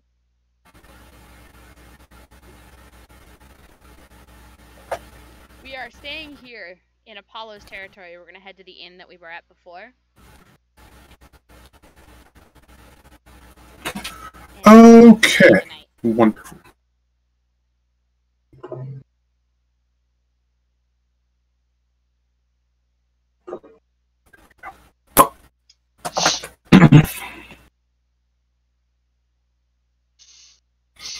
So, we have decided to return to the inn where things started. Probably smart.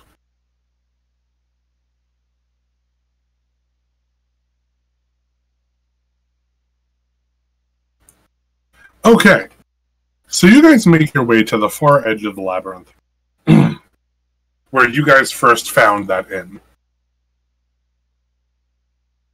And just like last time, it is flooded with Apollo's guardsmen, who are still looking at you kind of not happily.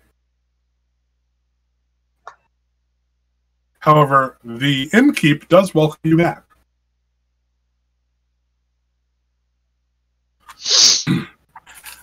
Back so soon. How's it go? Went well. Things are handled. Was hoping we might be able to stay for the night.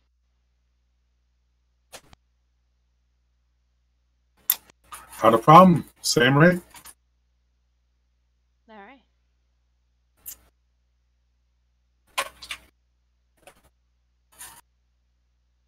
So y'all hand her your monies Yep. and make your way down.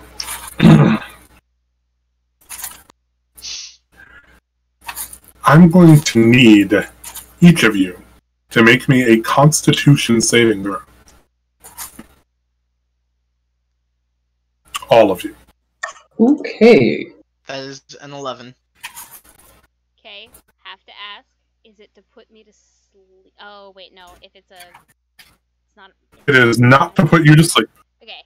That is But a also, 15. if it's not magic, I can be put to sleep, i.e., like if it was a poison or something.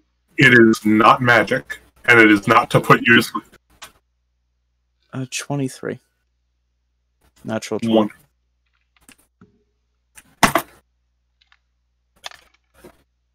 That is a 7. Wonderful.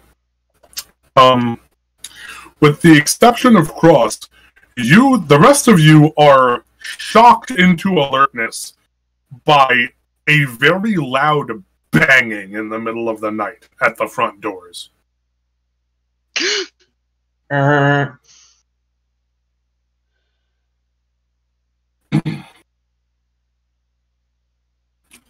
Alert, alert. The hell's going on? Well, let's see. You rolled a 7. So, Venlin, you can make me a perception check first. Okay.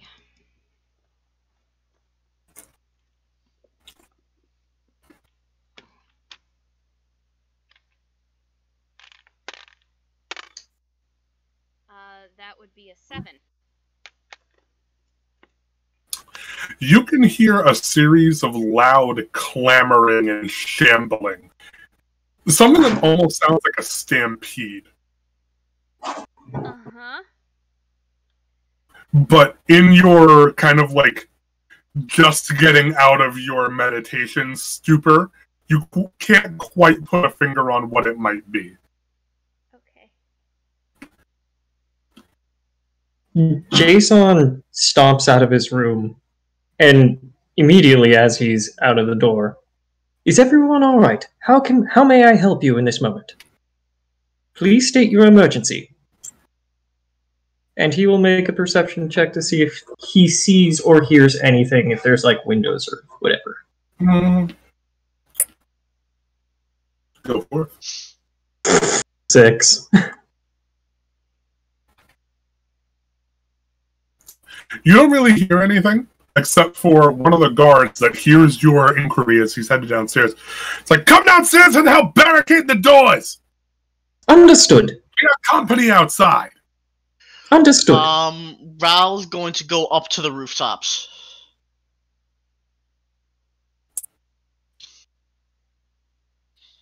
Try to make his way up so he can get a vantage point and start poking at company. Fair enough.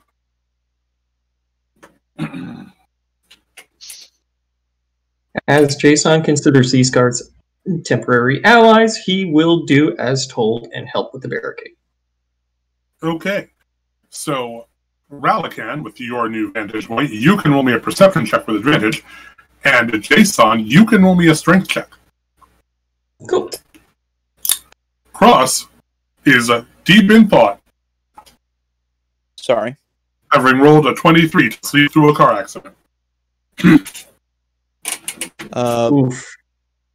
Can I suppose... You will be allowed to re-roll it in a moment. Unless, what are you thinking? Well, no, I'm trying to think of... I don't know Or why if somebody wants to stop by your room. Well, no. Because, again, I thought I passed the check. But then again, yeah, I am kind of just sleeping through a car wreck, aren't I? Yeah. It's one of those things that you want to fail.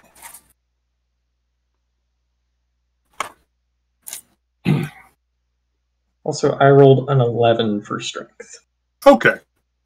With the help of the other guards, you are capable of, like, getting some sort of makeshift barricades up at the door.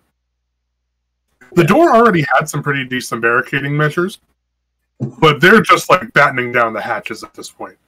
And from the side window, you can see that it looks like the stable outside has been destroyed.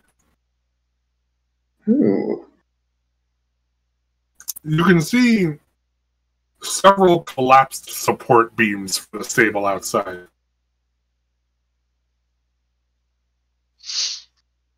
Jason will inquire to any of the guards that know, what is the current emergency?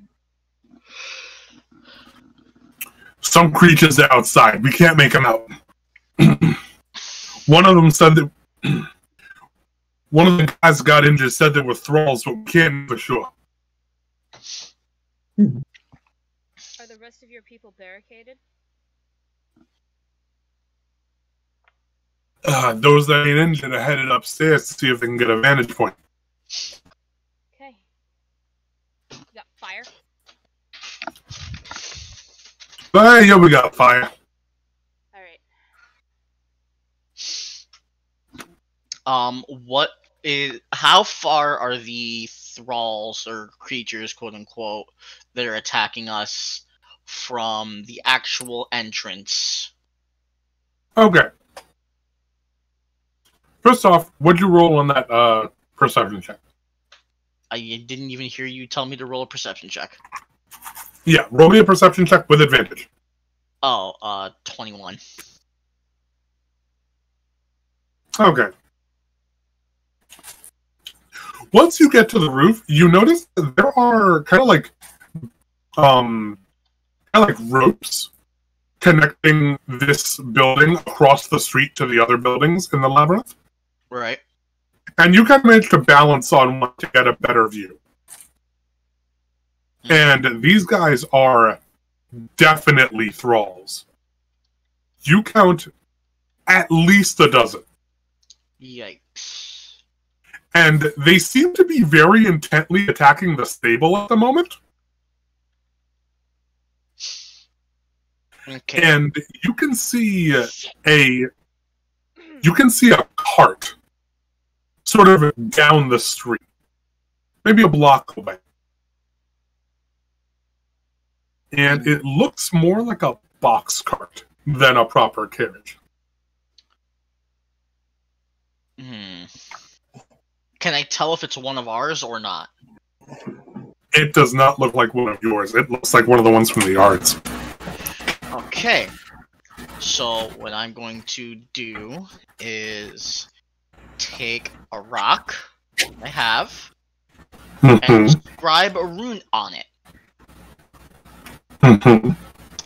This rune is a bomb of radiant damage.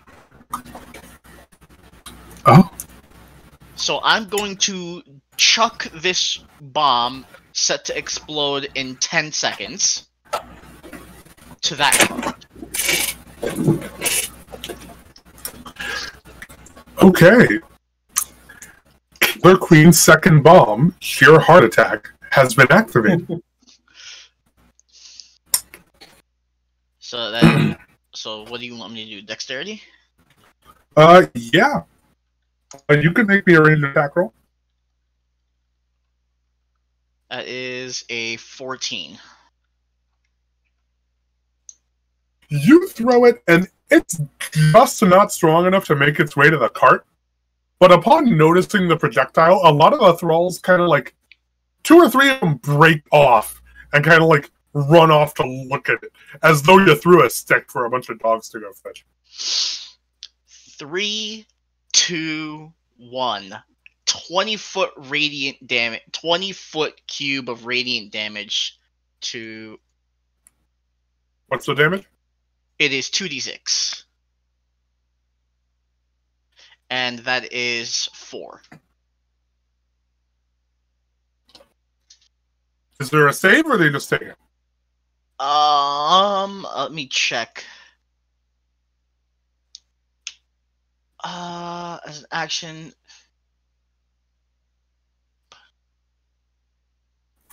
No, there's no save. Beautiful. They take a whopping 8 radiant damage. And you can see the 3 thrall that came to surround it, immediately their skin starts sort of like burning as though you doused them with acid.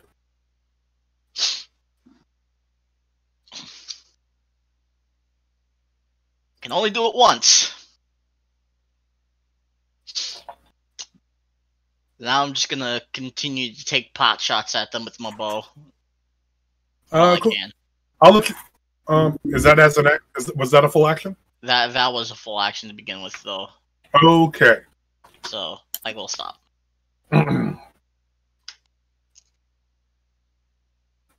Venlin, what are you doing? I'm collecting torches. Wonderful. Since they said thrall, we're gonna go with fire.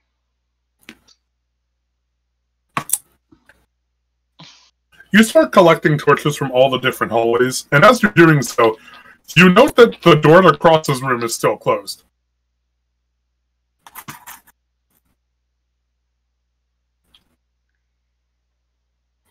She'll kind of bang on the door to get his attention and call his name.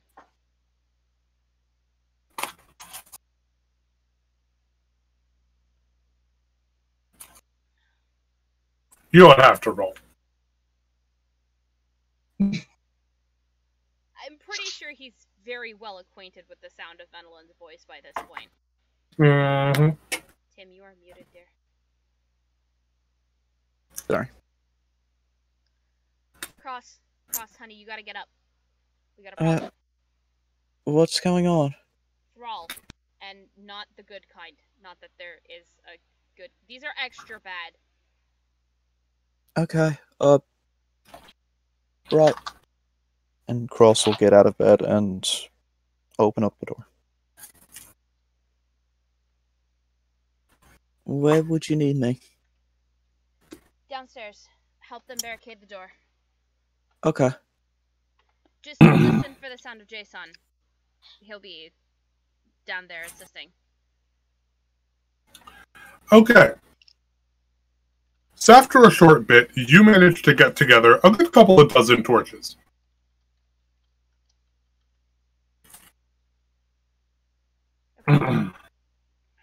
Cross, give me a quick check to help with the barricade. Okay.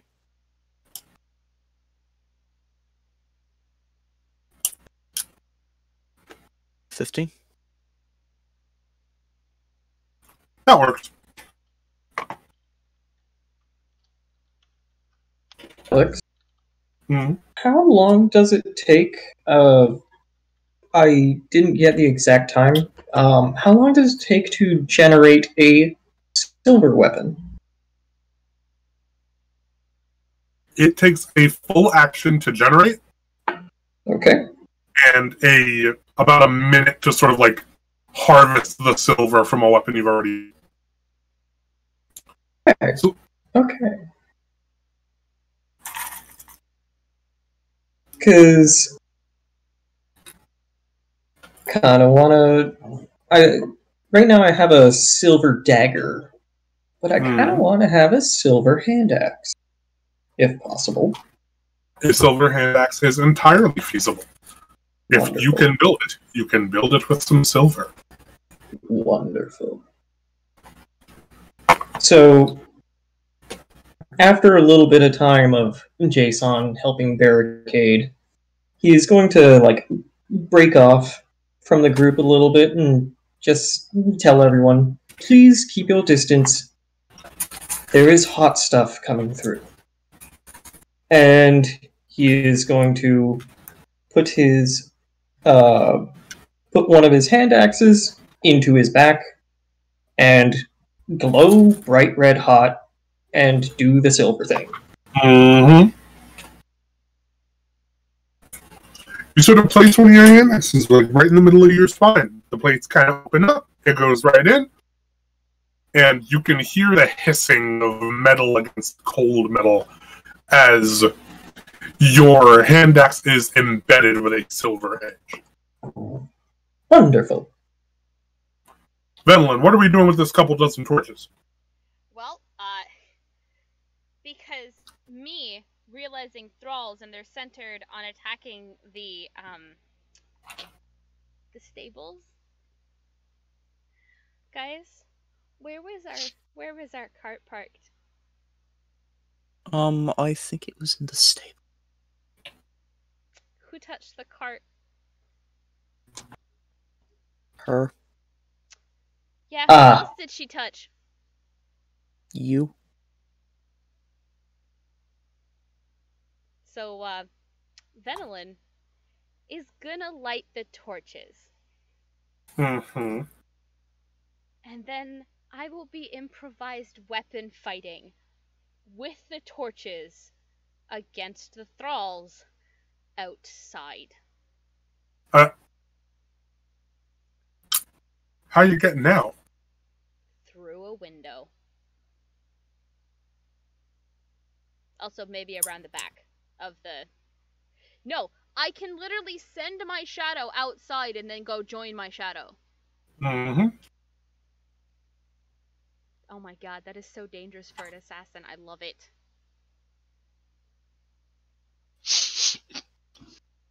Yeah, I'm just gonna send my shadow out and I'm gonna go out and join it. With lit torches. Okay. Okay, I want you to understand her intelligence is a 12. Mm-hmm. She's a smooth talker, but she's not the brightest bulb in the bunch. Shotgun diplomacy proved that earlier. Yep. Yep. She can talk her way around in circles. Intelligence is not her strongest point. Well, let's see what your juggling game is like with all those torches. Right? She's basically lighting two, and then as they start to go out, she's gonna have the other ones that are attached to her belt to light, and then throw the two that are going out to pull out the new ones. Y'all gonna need any help doing this, or are you just going at it alone? She's gonna go at it alone because as soon as she heard that the thralls are centered on attacking the stable, and she knows that's where we parked the cart, and then she remembers that Cassidy had touched the cart and it touched her. You know, she's kind of hoping that Ralakan, who she knew was going to the roof, because she watched him go up there, is gonna provide some aerial cover. Damn straight! Okay, so, ladies and gentle butts. And a part of me feels like Alex is about to pull the, this is where we're gonna pick up next week on this cliffhanger. That's hilarious. As our rogue does the dumb. Not gonna lie, I didn't realize it was almost 9:30. This wouldn't be a bad place to put it. But, roll for initiative anyway. Yay! We're gonna at least get one round done. Yay! 18. I'm gonna die. Now Maddie's I'm in danger. Oh, I'm really gonna die. What'd you roll? A 1? Ooh. Jason? I rolled a 10. Crisscross? 16.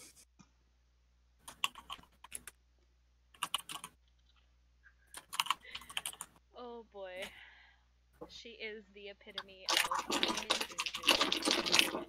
That's a lot of dice. yeah.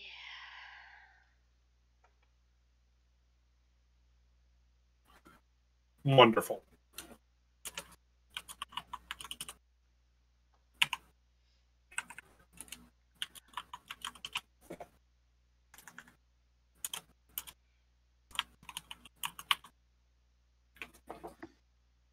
Okay. There are two main groups of thralls. One that's still attacking the stable, and another that's kind of readying to attack the inn itself.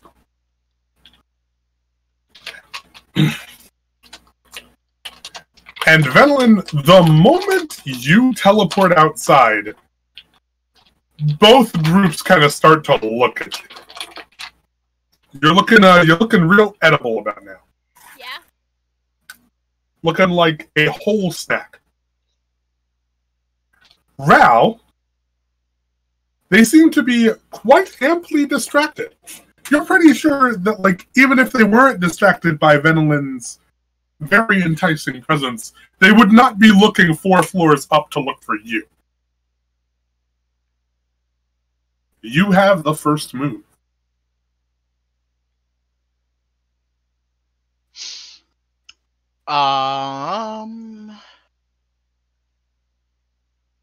So really all I can do is I'll start by taking a pot shot with Halo. Pots. Roll that damage. The glorious number has returned. It is in fact a 23. Beautiful. So That is a hit. I'm going to roll damage, and I'm going to cast Hail of Thorns. Nice. So that is a 2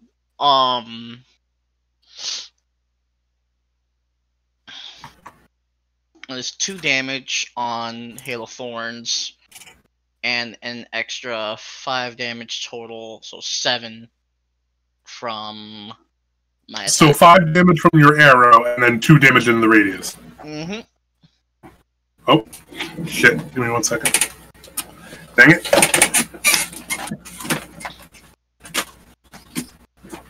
course it happens in combat.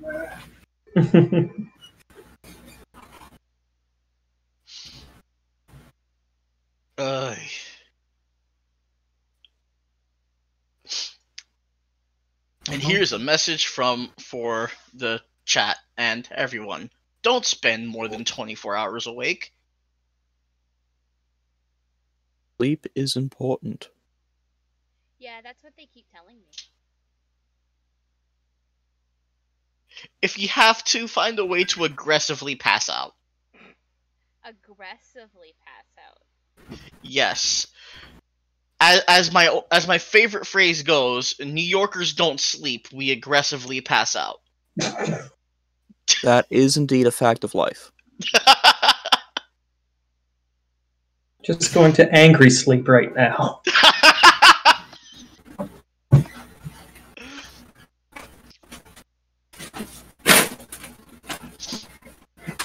Oh, man. And speaking of a silver lining, look on the bright side. We could have Okay. continued on through the night and then had them track us down somewhere in the middle of nowhere. Yeah. Mm-hmm. Okay. So, your arrow does meet its mark, striking one of the thralls right in the back. And the Hail of Thorns, oh boy, that thrall did not like that. Not one bit. And neither did any of his friends within 5 feet of him. And now they're kind of looking up at you. Just a little bit. And the 2 groups of thralls that you can now see are about 8 apiece start to split off again.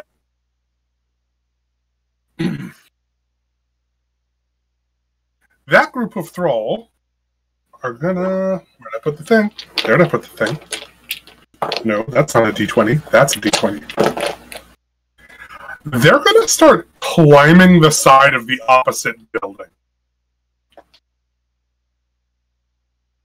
most of them are not scaling very quickly, but a few of them are scaling rather at a steady clip. And you can see them making their way slowly upwards towards the top of the building opposite the inn. Cross, it is your turn. Do you want to go outside and help? Or do you want to continue trying to keep this place safe?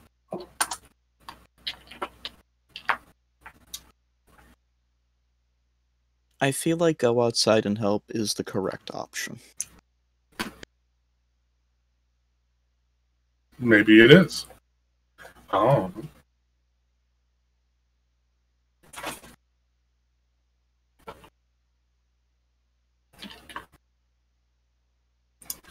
I leave that to you. I'm going to go outside and help. Beautiful.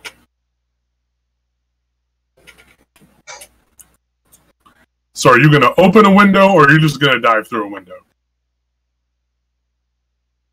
I'll open a window.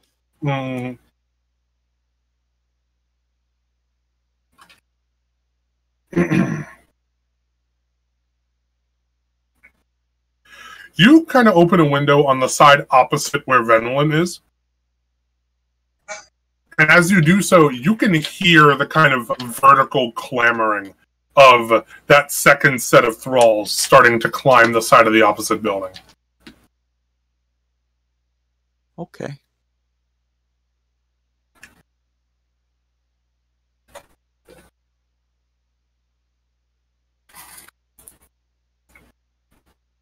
When I step out, I'll close the window behind me. Mm-hmm. Unless someone is already closing the window behind me. I'm pretty sure a guard sees you exit and then just immediately closes and locks the window. Makes sense. I would like to use...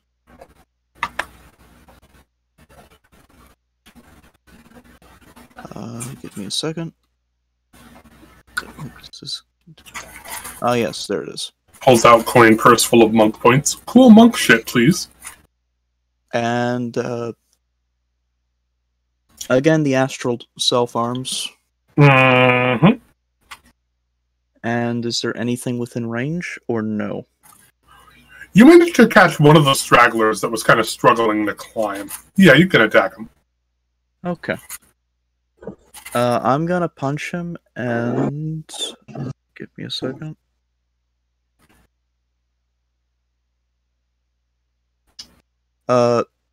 This is going to be radiant damage. I like it. That's a natural 20.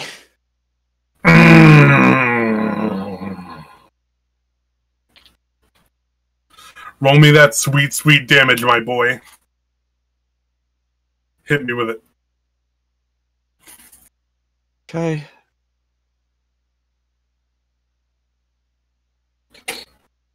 Is it shirt damage?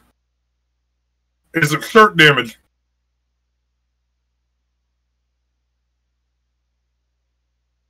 Damn.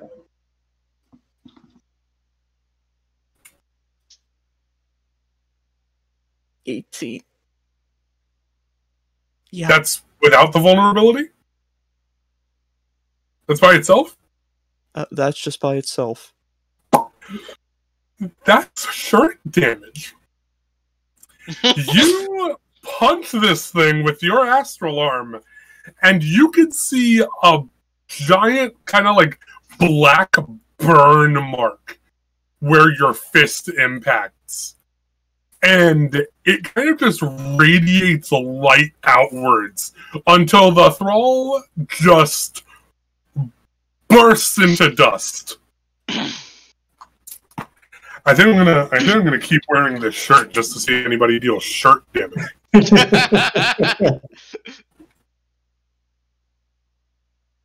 Yeah, that's a dead thrall. However, this has had the opposite effect on the other thralls who were already climbing, who have decided to try and climb faster to escape your fists of certain death.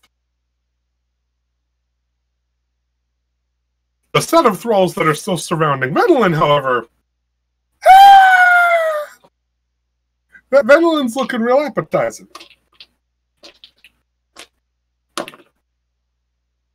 They start climbing the walls of the destroyed stable, and one of them does manage to get a good scratch in on you, Venolin.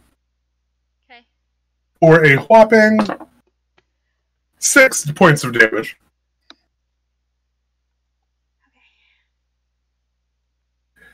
Another one manages to climb up.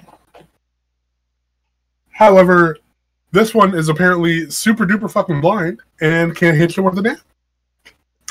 I resent that. I'm sorry, he's got pack tactics, and his best roll was a 3. I'm down. Jason, it is your turn. Okay, so where am I in relation to the everything? The vamps and all that? Jason, you were like right outside the window that Venolin teleported through. Like inside the window. Okay. So it would not be too much of a feat to say that you kind of hunker down and just crash through the window before going full must die. That's the plan. Is that the plan? Yeah, just like that scene from The Simpsons where Ralph was used as a brick through a window. I just...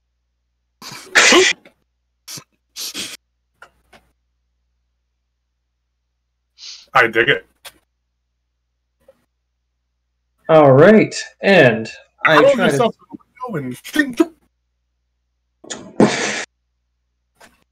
And I scout for any sort of thralls within the immediate area. If not, I will travel my 30-foot distance to try and find some You don't sort need of... to go that far. You're Good. right in front of the destroyed stable, and there are 2 on top of the stable attacking Venolin, but there are another 6 surrounding the stable. So you have no shortage of enemies to hack into. Wonderful. I go into the thick of it, right into the stable, and I rage. Huzzah! And with my rage, because I have the Desert Storm aura, every 10-foot aura around me takes 2 fire damage. Burn, baby, burn. Burn!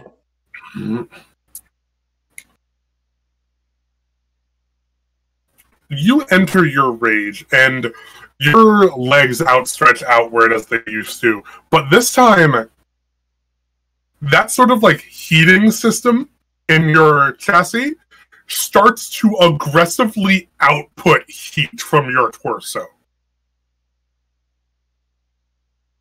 And in like a short burst, it just bursts out flame in all directions. Wonderful.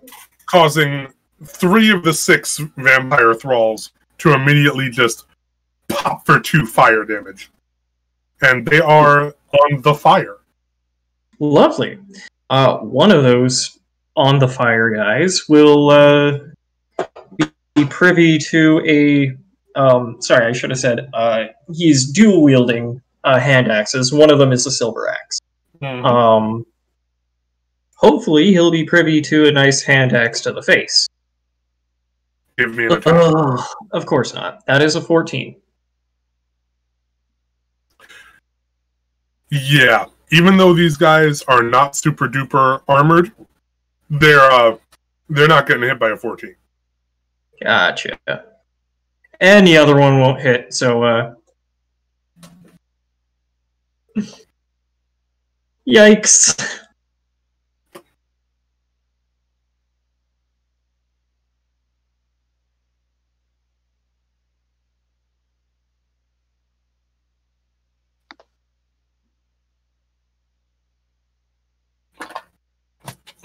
I seem to have made a miscalculation.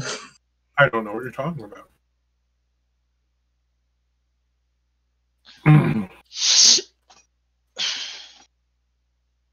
Suddenly, Ral, you can hear a sort of clang coming from that box cart as somebody emerges from the driver's seat.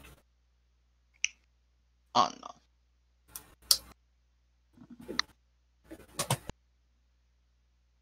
And you immediately recognize her from her almost hypnotic stare and generally good fashion sense. Well, see, now that's debatable. The year is 3756, and you've been living underground for God knows how long. Anything is good fashion sense. Exactly. That's why I'm saying that's debatable. Will it help her catch fish better? She can compel the fish to stop moving. Oh, Cassidy's here. Yeah, cockapoo.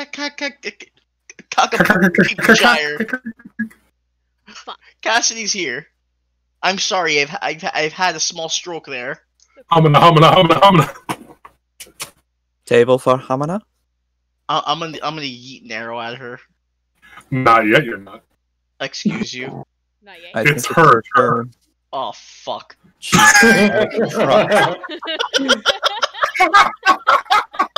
That right there is a whole ass fucking mood. No, you're not. What do you mean? It's her turn. Oh, God. Oh god. Cassidy simply walks up, kind of looks at her thralls currently attacking Venelin, and kind of like tips her hat. She's got one of those like really long, wide sun hats on. And she kind of like tips it very gently at Venelin. She's got a very toothy smile on her face right now. Don't like her.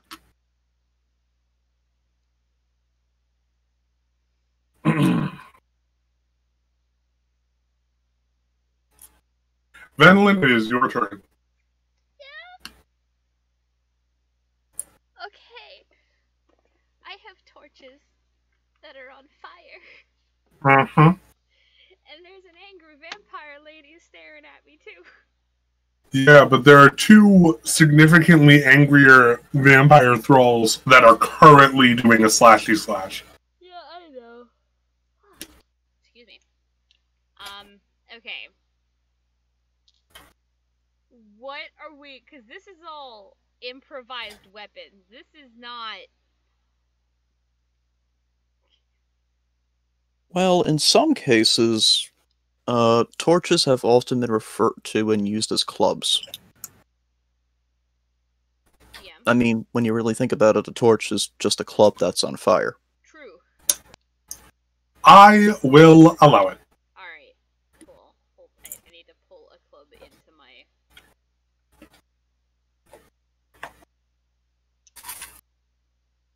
Oh my god. Do you have two weapon fighting? Yes, technically. Break out the glow sticks, it's time to go clubbing. God damn it. Oh god. Oh god, this is a strength-based weapon. Fuck! Alright, we're doing it anyway. Let's go. Technically I have two weapon fighting, so I can attack, you know, because I have both hands. Bonus action, full action. Mm-hmm.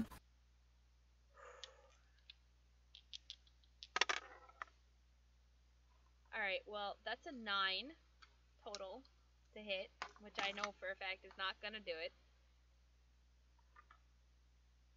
Nope. How about a 13? A 13? No dice. No.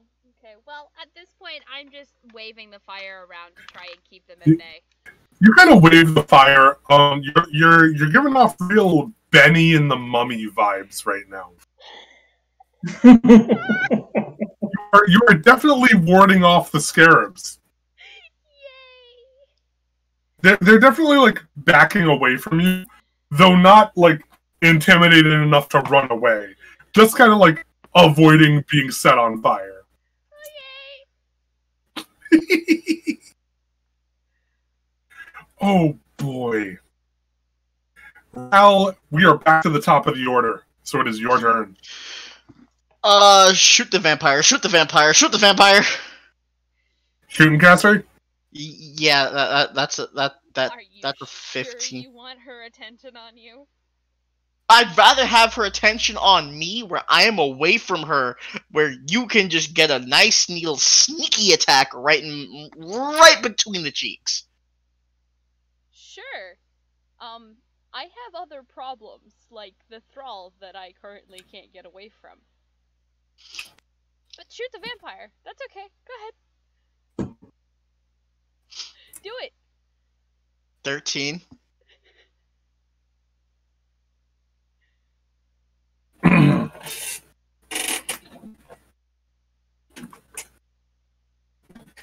You lob an arrow at Cassidy, and it goes through her sun hat.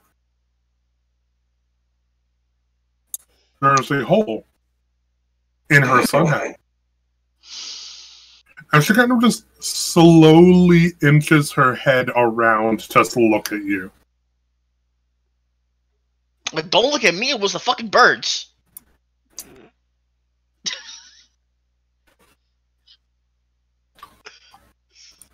I don't think anyone has ever believed that. Fuck.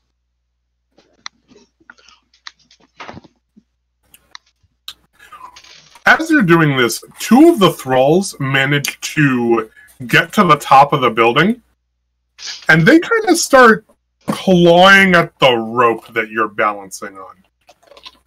Hey! Bad! No!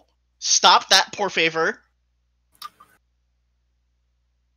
They are, effectively carrying the rope. Well, I'm gonna hold on to dear life. Do me a favor, make me a dex save.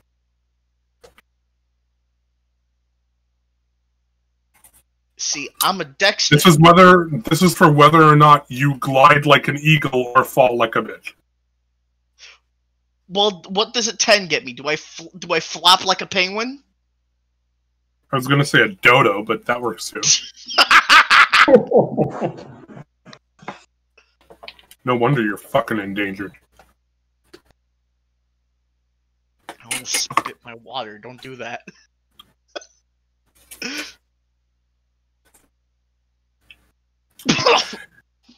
They managed to cut the cord, and with you still holding onto your bow, you're unable to get like a solid gliding stance out. And you kind of just splat. Not splat as in die, but splat as in you make that kind of a noise when you hit the ground. For, that is 8 fall damage. I'm okay.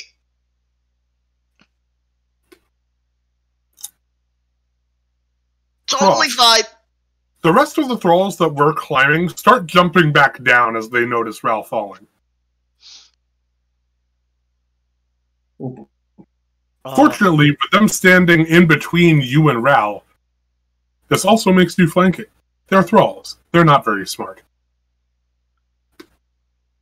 Do that crit cross. That is just an attack feature. I can't exactly do that.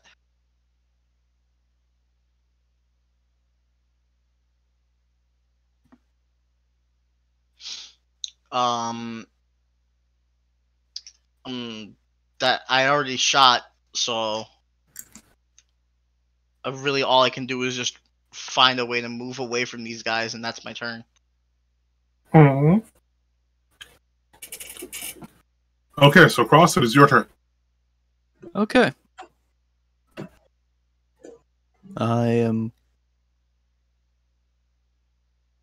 In terms of everything that I'm hearing the crackling of fire, I'm hearing the screaming of thralls, and I'm hearing the screaming of... A falling manta boy. Which one of these is the closest? The falling manta boy and one pack of thralls are the closest, being like almost right in front of you. Okay.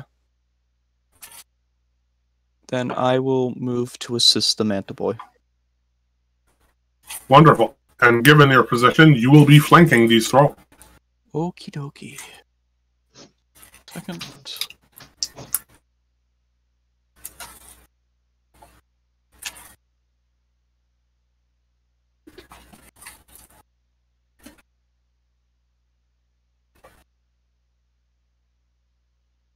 Uh, 20 to hit. That is a hit. Okay.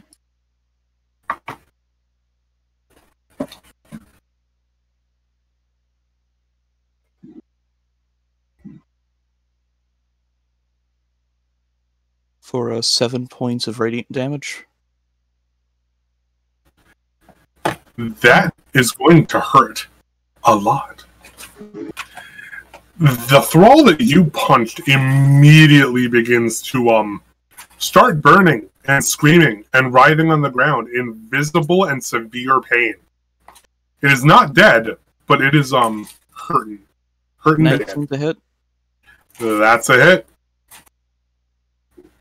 Okay. And that is 8. Now it's dead. As you punch it again, and to punch this one into dust.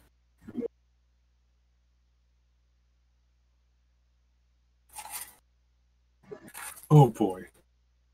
Now it is the other set of thralls' turn. And yeah, no. The rest of the thralls are really bad at climbing, apparently. So fortunately, Venelin doesn't have to deal with too much. What's your AC, Ven? 13. One of them just swipes at air and hits absolutely nothing at all. While the second one makes up for its failing last turn and manages to get a swipe in on you. Okay. For a grand total of 5 points of damage. Slashery dashery. You said 5? Yep. Okay. How you looking on health? 13 of 24. Okay. So just Okay. above half. Jason! Yes. It is your turn. You're watching a bunch of thralls haplessly attempt to climb a broken wall. I see. I see. And do I notice them getting hits on Venelin? Yes. That She's is not very... being too particularly quiet every time she takes a hit. Okay. Gotcha. Disengaging, that is a bonus action? I believe so. Actually, Ooh. it depends on the class, I think. Oh. Rogues is a bonus action, otherwise it's a full action. Okay. Gotcha. Yeah, rogues and monks, I believe, also get it as a bonus action. Alright.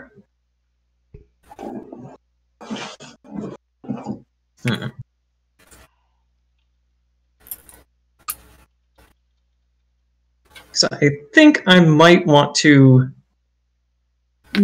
Jason's protection functions are kicking in, and seeing that Venelin is not faring great, would probably disengage and charge into the area where the thralls are attacking her. Okay. Essentially, you like have to disengage. I will let one of the thralls get an attack of opportunity in on you. Sounds good. But in exchange, you can just climb the wall and get over there. Yeah. So one of them's going to run up and try and give you a little slashy slash as you make your way up. And hits absolutely nothing. Kind of clangs against your back piece and does not do anything. Wonderful. Light scratch at the worst. So you kind of make your way to the climb up, and you note the 2 thralls that are kind of like circling Venelin. Hello.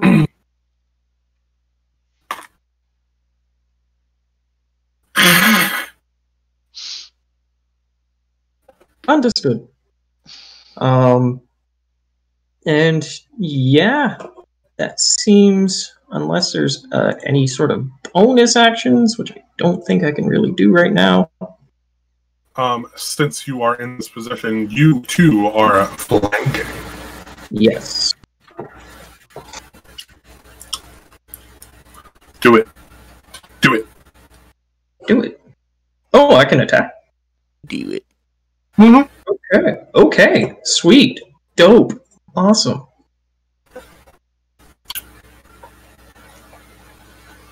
So... Oh my god, I can't roll for shit. That was a 15. That hits. Yeah. Oh, that hits. Mhm. Okay, that's with my that was with my silver hand axe. Okay, so roll me Which- damage. Does 5 damage. It does more than that. Wonderful. And the And- gas that you leave in this thing begins to immediately burn as though self-cauterizing. Nice. Nice. And can I do an offhand attack as well? Yes, you may. Okay, that is a 24. That's definitely hit. And this one is not a silver hand axe, so this just does 4 damage. Fair enough. You manage to get a second slash in that does not burn anywhere near as bad, and simply starts bleeding profusely, drawing one of their attention to you. Wonderful. Cassidy seems very intent on keeping her eyes on Ralakan.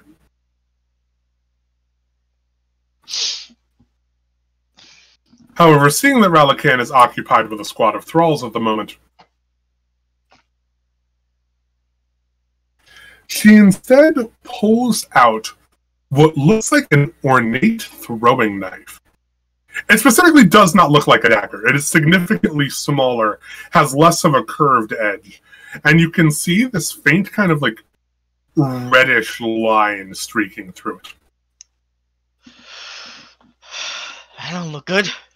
And she is going to throw that knife in a very particular direction. At everyone's favorite Simic Hybrid Ranger?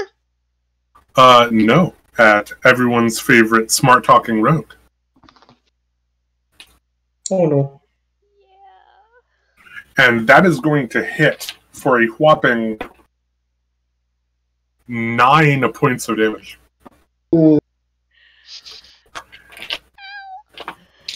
Venlin, I need you to roll me a constitution save. Okay, but what if I don't wanna?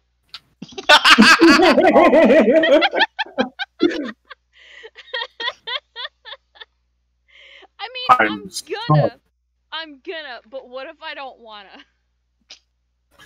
I recognize that the council has made a decision, but seeing that it's a stupid-ass decision, I would like to ignore it.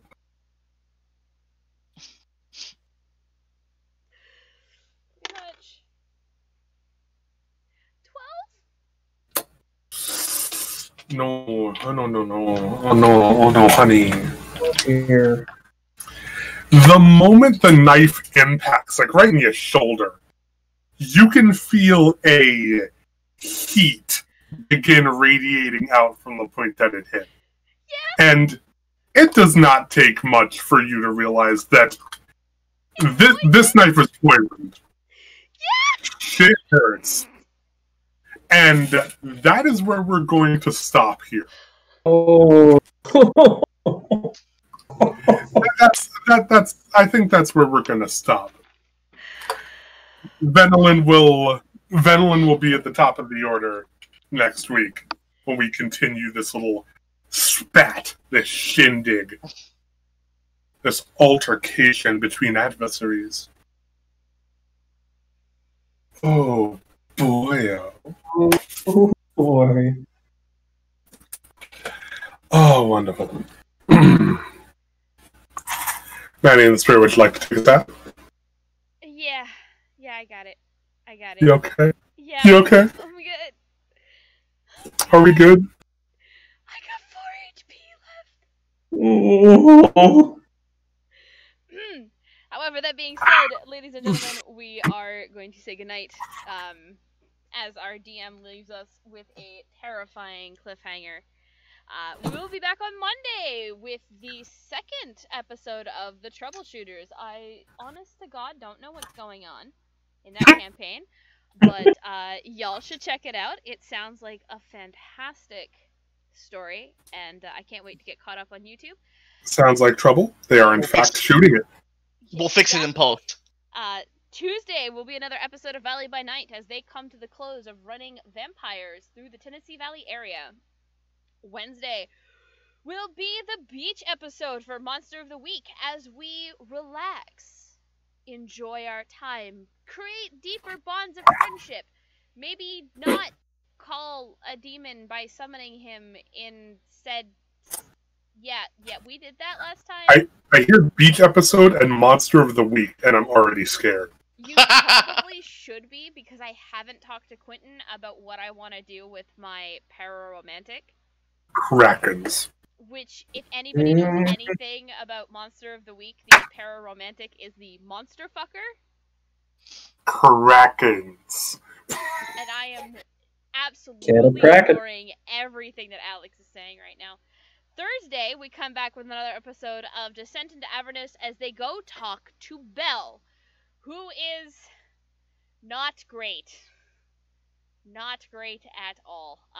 Yeah, they're going to talk to Belle about his forge, and he's gonna send them on a further mission. Shit's gonna be whack.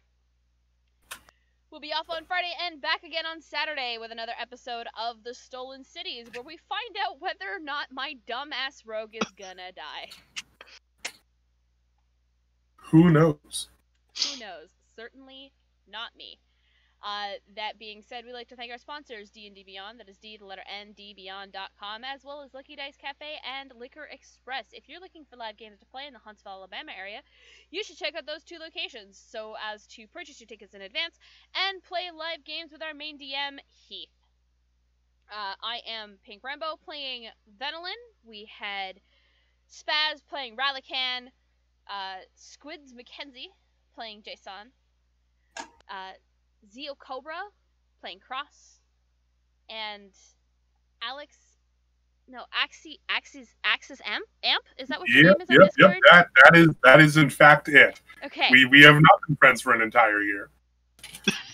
I don't know what you're talking about. I just met you yesterday. Anyway. Yeah, man. Axis Amp as our lore keeper, the DM himself. So, as always, wear your mask, wash your hands, be good to one another, and remember, roar for initiative.